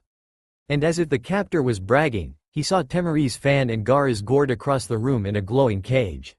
He smiled, a plan already forming. The only problem was that he needed Gaara for it to work. Hey Gaara, he hissed, trying to wake the redhead. Don't bother, he heard. Shikamaru whipped his head towards the voice to see a strange-looking man dressed completely in blue, and he had a scar under his eye. His black hair was tied up in a ponytail. If that wasn't weird enough, this guy seemed to have skin that also had a blue tint. Troublesome, he said. The blue man looked annoyed. Don't you want to at least know my plan? He said. Shikamaru rolled his eyes. You must be Draken, he said. Draken looked a little annoyed, but he pushed it away and smiled. I found it, you know, he said. Shikamaru gave him a questioning look. Draken became exasperated. Come on. Kim Possible must have told you about what I was planning, right? Shikamaru just stared at him. Draken sighed. Fine, but Kenda told me all about you, he said. I have created the perfect containment devices to hold you, your comrades, and your weapons. Not even his sand will save you now, he said. Now I'm gonna make you listen to how I succeeded. Shikamaru rolled his eyes. It was starting to get more troublesome. Draken's flashback. Kim Possible ran her hand along the wall, looking for a switch or something, but she was interrupted by a blast of plasma that burned the area next to her head. She turned around to see Shigo smirking at her. You're losing your touch, Kimmy, she said playfully. Normally you would have seen that coming. Kim Possible rolled her eyes and got into her fighting stance. Then maybe you'll stand a chance this time, she said as she launched a kick at her foe. Draken slowly snuck past the two scary girls as they went through their usual dance of combat. After all the continuous defeats, he doubted that Shigo would really win. The only chance he saw was to get the idol and use its power against Kim Possible. He moved to the control room and snuck behind Acknowledgment. Acknowledgment gave Draken an irritated look, but that was all he did before going back to his screen. As annoying as he was, Draken had a doubt about facing this guy, so he held his tongue and snuck back into Acknowledgment's treasure room. He found the Shizen idol and picked it up, turning it over to find out how it worked. The only thing that caught his eye was the symbol on the front. It was a circle with a line through it with little tassels on the side. The idol didn't do anything, so he started knocking on it. After his knuckles came in contact, the idol began to glow and it disappeared. Crap, he said. He was about to sneak out before Acknowledgment could notice the missing idol, but he was stopped by an itchy sensation on his arm. He slowly reached down and moved up his sleeve to see the symbol on his forearm. He scratched his head. I hope this isn't like the monkey amulet, he said. He snuck his way to Acknowledgment and looked up at him. So, he said, how exactly do you get the idol to work? Acknowledgment looked annoyed, but he hid it before completely facing Draken. If you touch it, it should give you the ability to control all reality. It will make you all powerful, but you have to keep going back and touching it to recharge, or else you run out. The only way to keep the power is to completely absorb the statue into yourself, but we have yet to figure a safe way to do it, so we will be stuck having to recharge. His face went dark, but legend has it, that if you do manage to absorb it, it gives you even more power than you can handle. His eyes narrowed slightly. Why do you ask? Draken gulped and nodded. No reason, he said. He turned to sneak towards the door as Acknowledgment went back to watching his screen. He walked into the room to see that Kim Possible and Shigo were nearing the end of their battle. It was clear that Shigo was going to lose again, so he sat and watched. He did hate her spunky attitude so much. How he wished she would be the one who was knocked out after the battle instead of Shigo. Just as that thought occurred to him, Kim Possible reached up to strike the final blow and she was blown away by an invisible force. She could only give a terrified look as she flew backwards, smashing into the wall and slumped down. That's new, she said, before she gave to unconsciousness. As she lay there, Draken instantly came up with a brilliant plan. Shigo looked up at him questioningly and he smiled. Change of plans, he said. He thought of how he wanted Shigo. He thought of the memories she needed to have and the act she needed to play. Suddenly, Shigo looked down at herself as her shirt turned to all black instead of her usual green and black. Her slacks turned into gray cargo pants. Her black hair turned red and she lost the green tint of her skin. Within seconds, she looked just like the unconscious girl before her. What the hell? Shigo said, looking at her new look. What did you do? Draken smiled. I need you to follow the buffoon and see if you can throw a wrench in the works. Shigo put her hands on her hips. Dr. D. You're crazy if you think that I'm gonna go through with being the princess. Draken looked iffy. Please don't get lippy, Shigo, he said. It doesn't work with that form. Shigo crossed her arms and blew a strand of red hair out of her face. Draken rolled his eyes. So you suddenly turned into Kim Possible and you don't think it's strange at all? Shigo shrugged. I've seen weirder. Before he could expand on his skepticism, he held out a device. Here, he said, I've made a communicator that looks just like hers. If you call me, I will look like her tech stooge and the background for the call will be that of his room. Swell, she said, pocketing the device, but I refuse to call it the shemunicator. Draken rolled his eyes and ignored her comment. I have given you copies of her memories from the time that she was captured, so I need you to use them to win her new buffoon and the old buffoon over. If they ask for further back, say you are suffering from a traumatic experience. Kenda told me that they have mind-reading ninja, so I need you to even think like her until you contact me. I'll see what I can do, she said, looking at him skeptically. I'm impressed, Dr. D, you really thought this through. Don't I always? He said. She opened her mouth to respond and he interrupted her. Just go wait in the control room. He said. End of flashback. Draken gloated a little more after he told his story, but when he seemed like he had finally had enough, he left laughing. Just as the door shut, Ron waited a few minutes to make sure he wasn't coming back before he kicked off the ventilation cover and caught it before it hit the ground. He slowly made his way to the cage to see 3 people in chains and hanging from the wall. From the description given by Wade, he could only guess that these 3 were the 3 shinobi from Konoha. He walked up and signaled the one that was awake. Are you Shikamaru? He said. He looked at him wide eyes. You're Ron. Shouldn't you be in the hospital? Ron shrugged. Mystical monkey power really comes in handy. Before he could get a response, Ron got serious, although, I guess I can say that Wade's concern for the length of the mission was spot on. He walked up to the control device and sighed, same old Draken. He really needs to get more tricks. He reached down and pushed the big red button that said, unlock prison door. He then reached over and pressed an equally large green button that said, release prisoners. All at once, the door to the cell slid open and the shackles fell off. Gaara and Tamari slumped to the ground as Shikamaru jumped down to help them. He moved them and sat them against the wall, and all at once, they began to come to, surveying the surroundings. What happened? Tamari demanded. Shikamaru looked over at the cage as he addressed Tamari. Kim's enemies got a hold of the idol and created a containment unit meant for us. Draken seems to have absorbed the idol and has adapted the power. So it is real? Tamari asked. Shikamaru nodded. Have you ever heard of the Shizen idol?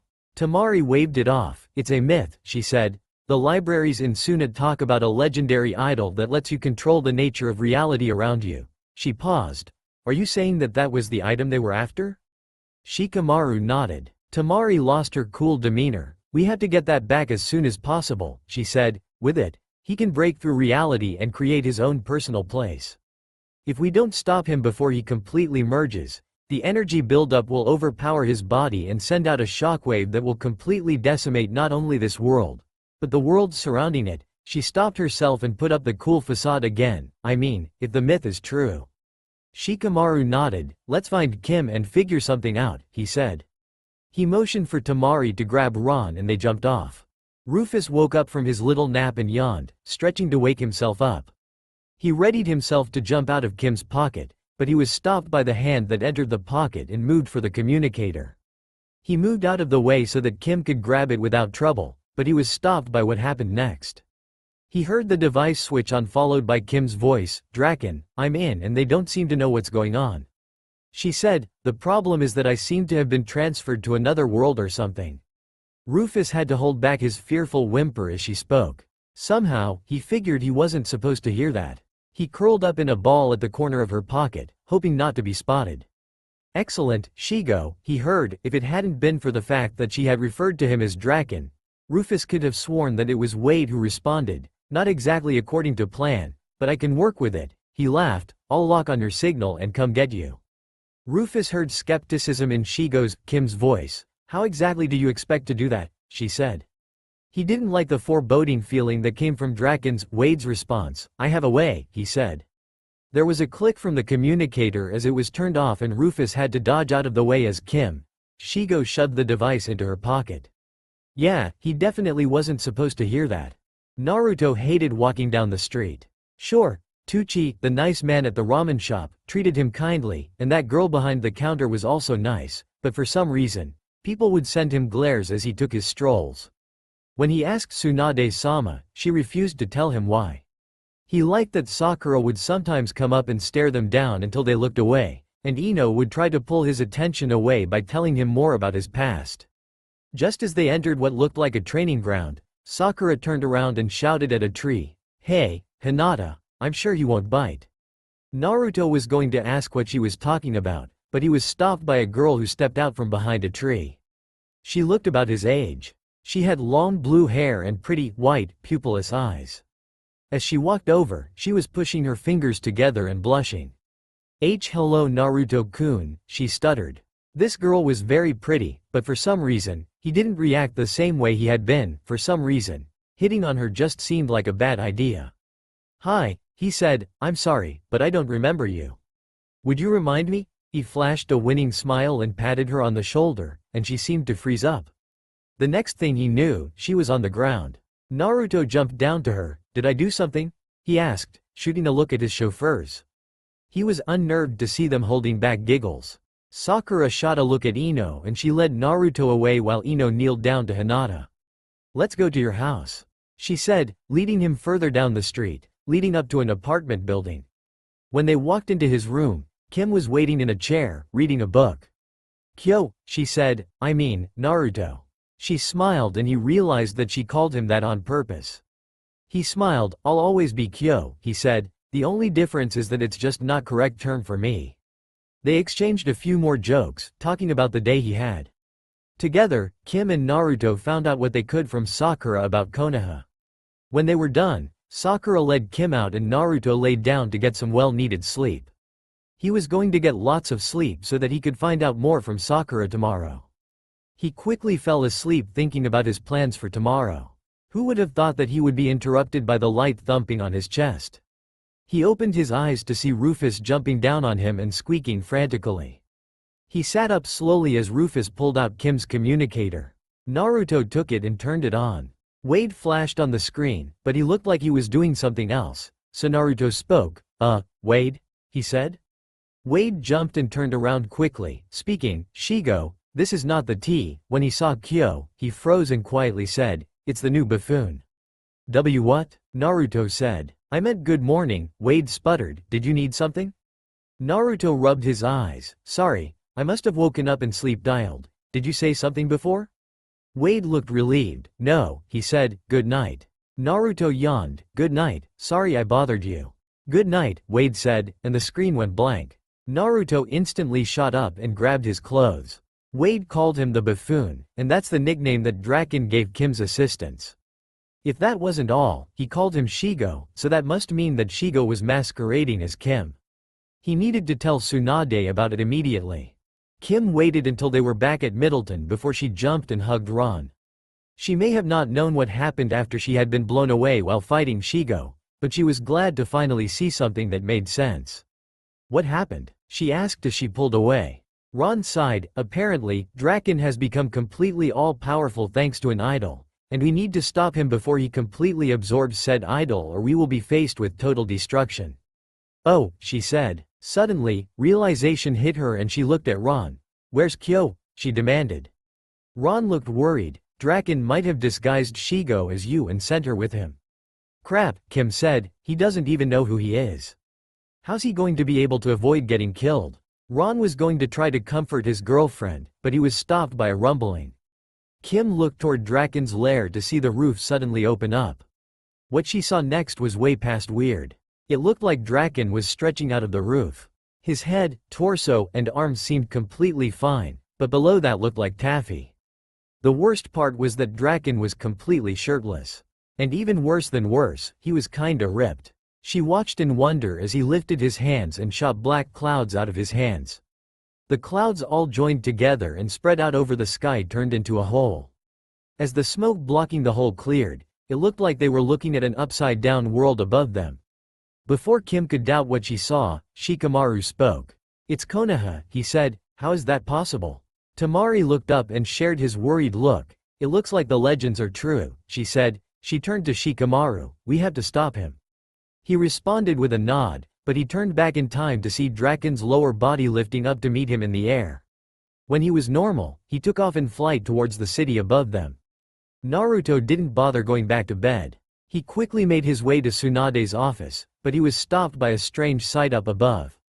As absurd as it was, it looked like there was a crack appearing in the sky. The crack widened and it revealed a hole that showed a view overlooking what looked like an upside down. "No way, that's Middleton," he said. He looked closer and something was flying towards them from the other side. With closer inspection, he realized that it was Draken. Draken was flying, and what was worse was that he was making his way through the hole, and headed right towards Sakura's house. Naruto made a dash to stop him, but before he could even get close, Draken crashed into a window and came out carrying Kim in his arms, followed by a very flustered Sakura. He may have been flying, but it looked like Sakura was keeping pace with him by jumping on the roofs. They seemed to be talking to each other, but Naruto was too far away to understand their conversation. He followed along the streets until the two formally stopped and began to talk. Draken was laughing, "And if you don't surrender, I will destroy Kim possible." Naruto paled. He knew where this was going. He had to find some way to alert Sakura that this was a setup. He sighed. It looked like he was gonna have to get himself killed. "Draken," he yelled, getting the attention of both him and Sakura, "I can help with that more than her." Draken flew down to meet him, followed by Sakura whose eyes stayed on Kim. Just as Draken touched the ground, Naruto put his fingers together, Kage Bunshin no Jutsu. Suddenly, he was surrounded by smoke and 5 clones jumped out, aimed at Draken. With the surprise attack, he was able to get Kim away from him. He jumped back and put Kim down next to him and smirked. "Now, back to negotiations," he said. Before he could say any more, he felt a sharp pain and looked down at a knife sticking out of his chest. He did his best to turn his head around and he saw Kim giving him an evil smirk. Before she could comment, her eyes went wide and she fell over unconscious. Naruto stepped out of the shadows behind her as the shadow clone disappeared and the knife clattered to the ground. Sakura's mouth was hanging open, but when she gained the ability, she finally said, "What the hell just happened?" Naruto's smile got wider as he spoke. "I was on my way to tell you that we were infiltrated." "So she isn't really your friend?" Sakura pumped her fist. "I knew it." Naruto shook his head. "That's not the real Kim," he said. "She's a Kim poster." He couldn't hold back his laughter, so he let it out really loud. The next thing he knew, he was reeling forward from being punched in the back of the head by Sakura. He reached up and felt the bump on his head and hissed in pain. "Idiot," she said, "this is no time for that. If she isn't the real Kim, then where is your friend?" "Try above." They heard. Naruto whipped his head up to see Kim, Ron, and 3 other guys riding on what looked like a giant cloud of sand. "Kim possible?" Draken yelled. He dropped his surprised expression and continued, "No matter, a minor setback." Before anyone could react to his words, his hands began to glow and he shot a green bolt of lightning that enveloped Shigo. The next moment, she began to glow as her appearance changed. Her Kim disguise melted away and she regained her old features, but her outfit was a bit different. She wore a long green dress that went down to her knees. It hugged her body to show off the curves, but there was a slit in the side to allow movement. There was a long black design that seemed to snake around her body. Her hair was slightly curled and she was wearing emerald earrings.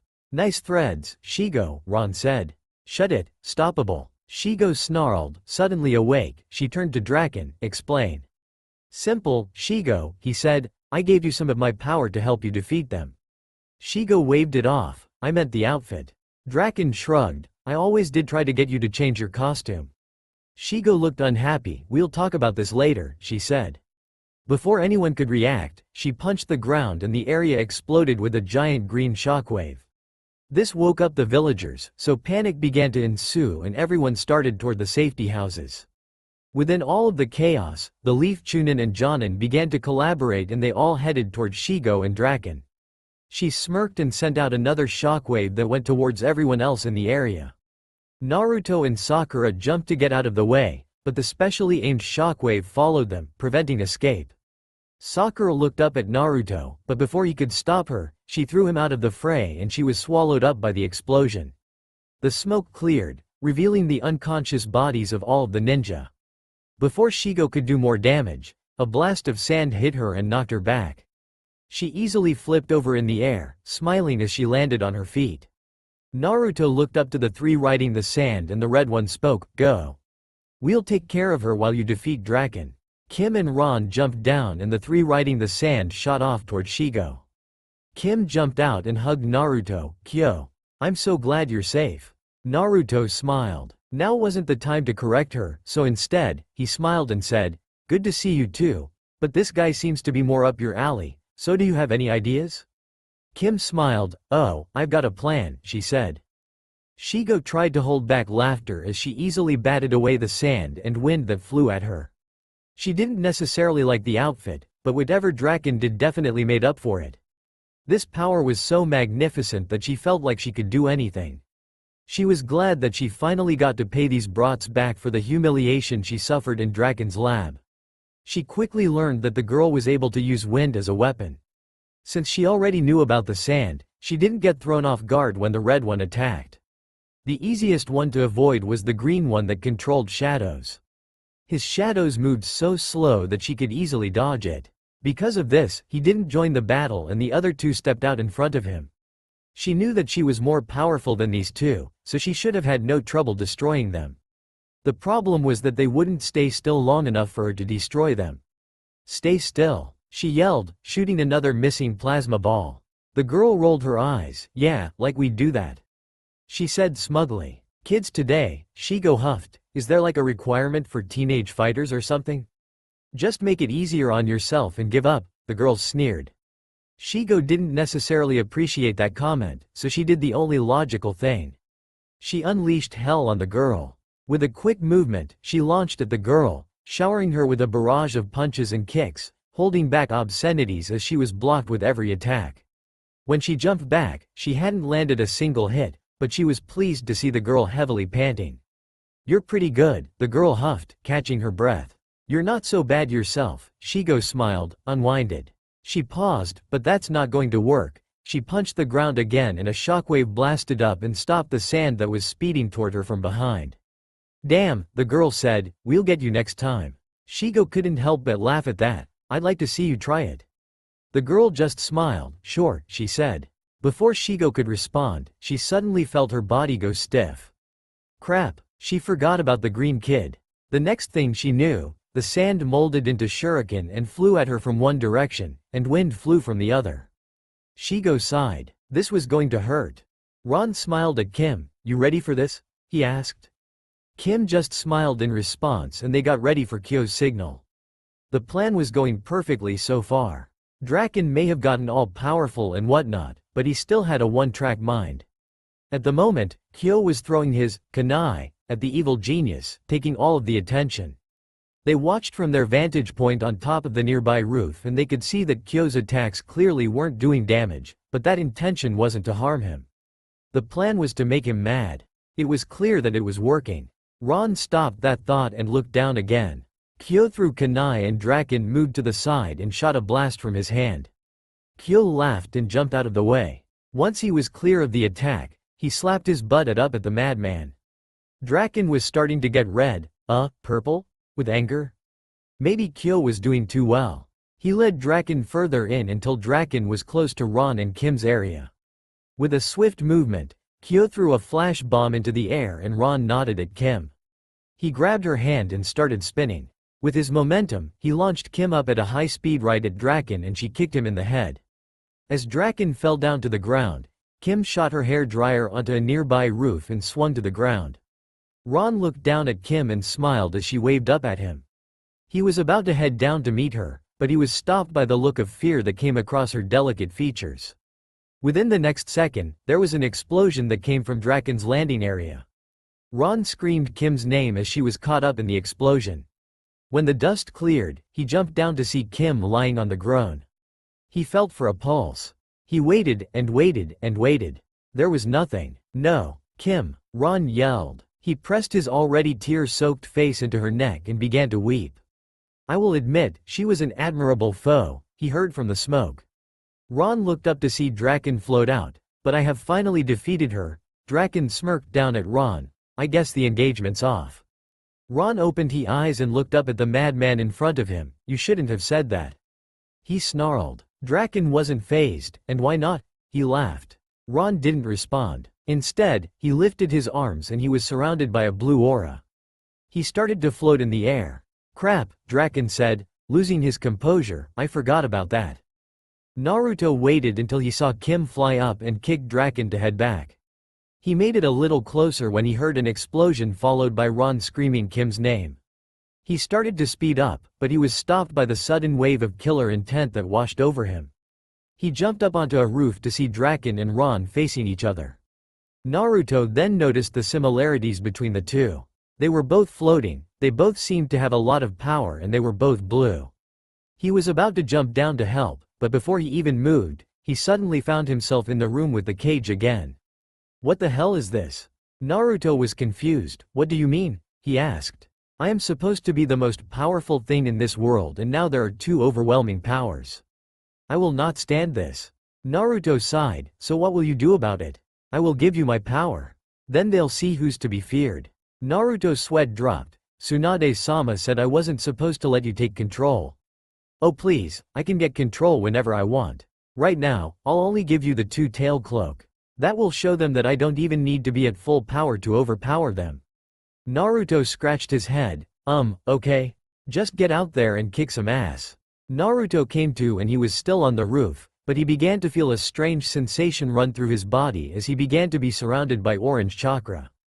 At first it seemed a bit unnerving, but the more that he was exposed to it, the more natural it began to feel. He looked up to Draken and Ron to see them throwing punches at each other. He kicked off the roof and launched himself at Draken and knocked him out of the air. Ron looked over at him and smiled. Nice look, he said. Naruto smiled, back at Ya. Blue boy. He looked around. What happened to Kim? Ron's jocular expression fell dark and he looked down at Draken. He happened. Naruto didn't like the way he said that. Let's get him, he said. Yeah, Ron said. Naruto saw him shed a single tear and it confirmed his fear for Kim.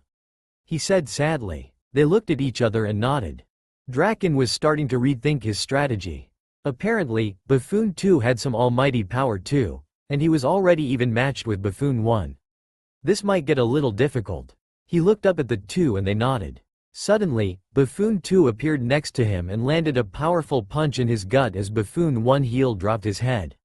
He smashed into the ground and he felt the crater form around him. Before he could recover, Buffoon 1 appeared beside him and kicked him across the ground. As he slowly got to his feet, the hair on the back of his neck stood up as he felt power radiating from behind him. He turned around to see a Buffoon 2 holding his hand out while a second Buffoon 2 created a spinning blue ball in the first's hand. The next thing he knew, the blue ball was rammed into his stomach and he was sent flying. He smashed into something and he blacked out. Ron looked at Draken's body and sighed. It wouldn't bring Kim back, but it would help. He tried to make his way over to her body, but he was stopped when his legs buckled underneath him and he fell forward. He was happy when Kyo reached down and stopped him. He looked over at the blonde boy and sighed. Could you take me over to her? He said sadly. When they walked over to her, those who were knocked out seemed to be coming too. Kyo put him next to Kim and he walked over to a pink-haired girl and reached to help her up and led her over.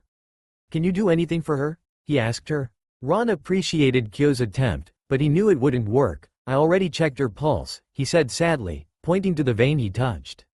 The pinkette gave saw where he was pointing and looked back at him. That's the wrong vein, she said. It's not close enough to the top to give an accurate pulse. She reached down and checked again. She's fine, she smiled. As if to prove her point, Kim opened her eyes and looked up at Ron and smiled. Ron, she said sleepily, how'd it go? We won, Ron smiled. Kim shot up. What about the idol? She said quickly. The pink girl smiled at her. Apparently, Naruto's Rasengan had enough power to knock it out. Kim and Ron looked at her. Who? After the situation was cleared up, Kim, Ron, and Naruto were standing in Middleton as a police car drove away, carrying Shigo and Draken. So the idols returned, pieces returned, and we made interdimensional friends, Ron said, crossing his arms behind his head. Another day in the life. Naruto smiled. So the idol is safe? He said. Yup, Ron said. GJ's got it on lockdown. Kim hugged Naruto and smiled. It was fun getting to know you. I hope you get your memories back soon, she said. Naruto bowed. Kim possible. Ron stoppable. Thank you for your hospitality. Ron and Kim returned the bow. Naruto Uzumaki, it was our pleasure, she said. He waved to them and he stepped onto the cloud of sand and he floated up toward the rift. When he was completely gone, Ron turned to Kim. "So, where were we?" he said, getting down on his knee and pulling out a box. "Will you marry me?" Kim squealed and hugged him. "A dimensional rift wouldn't be able to keep me away," she said, pulling him close for a kiss. That's all for now. If you want to see next part, then please like this video and subscribe my channel. Thank you.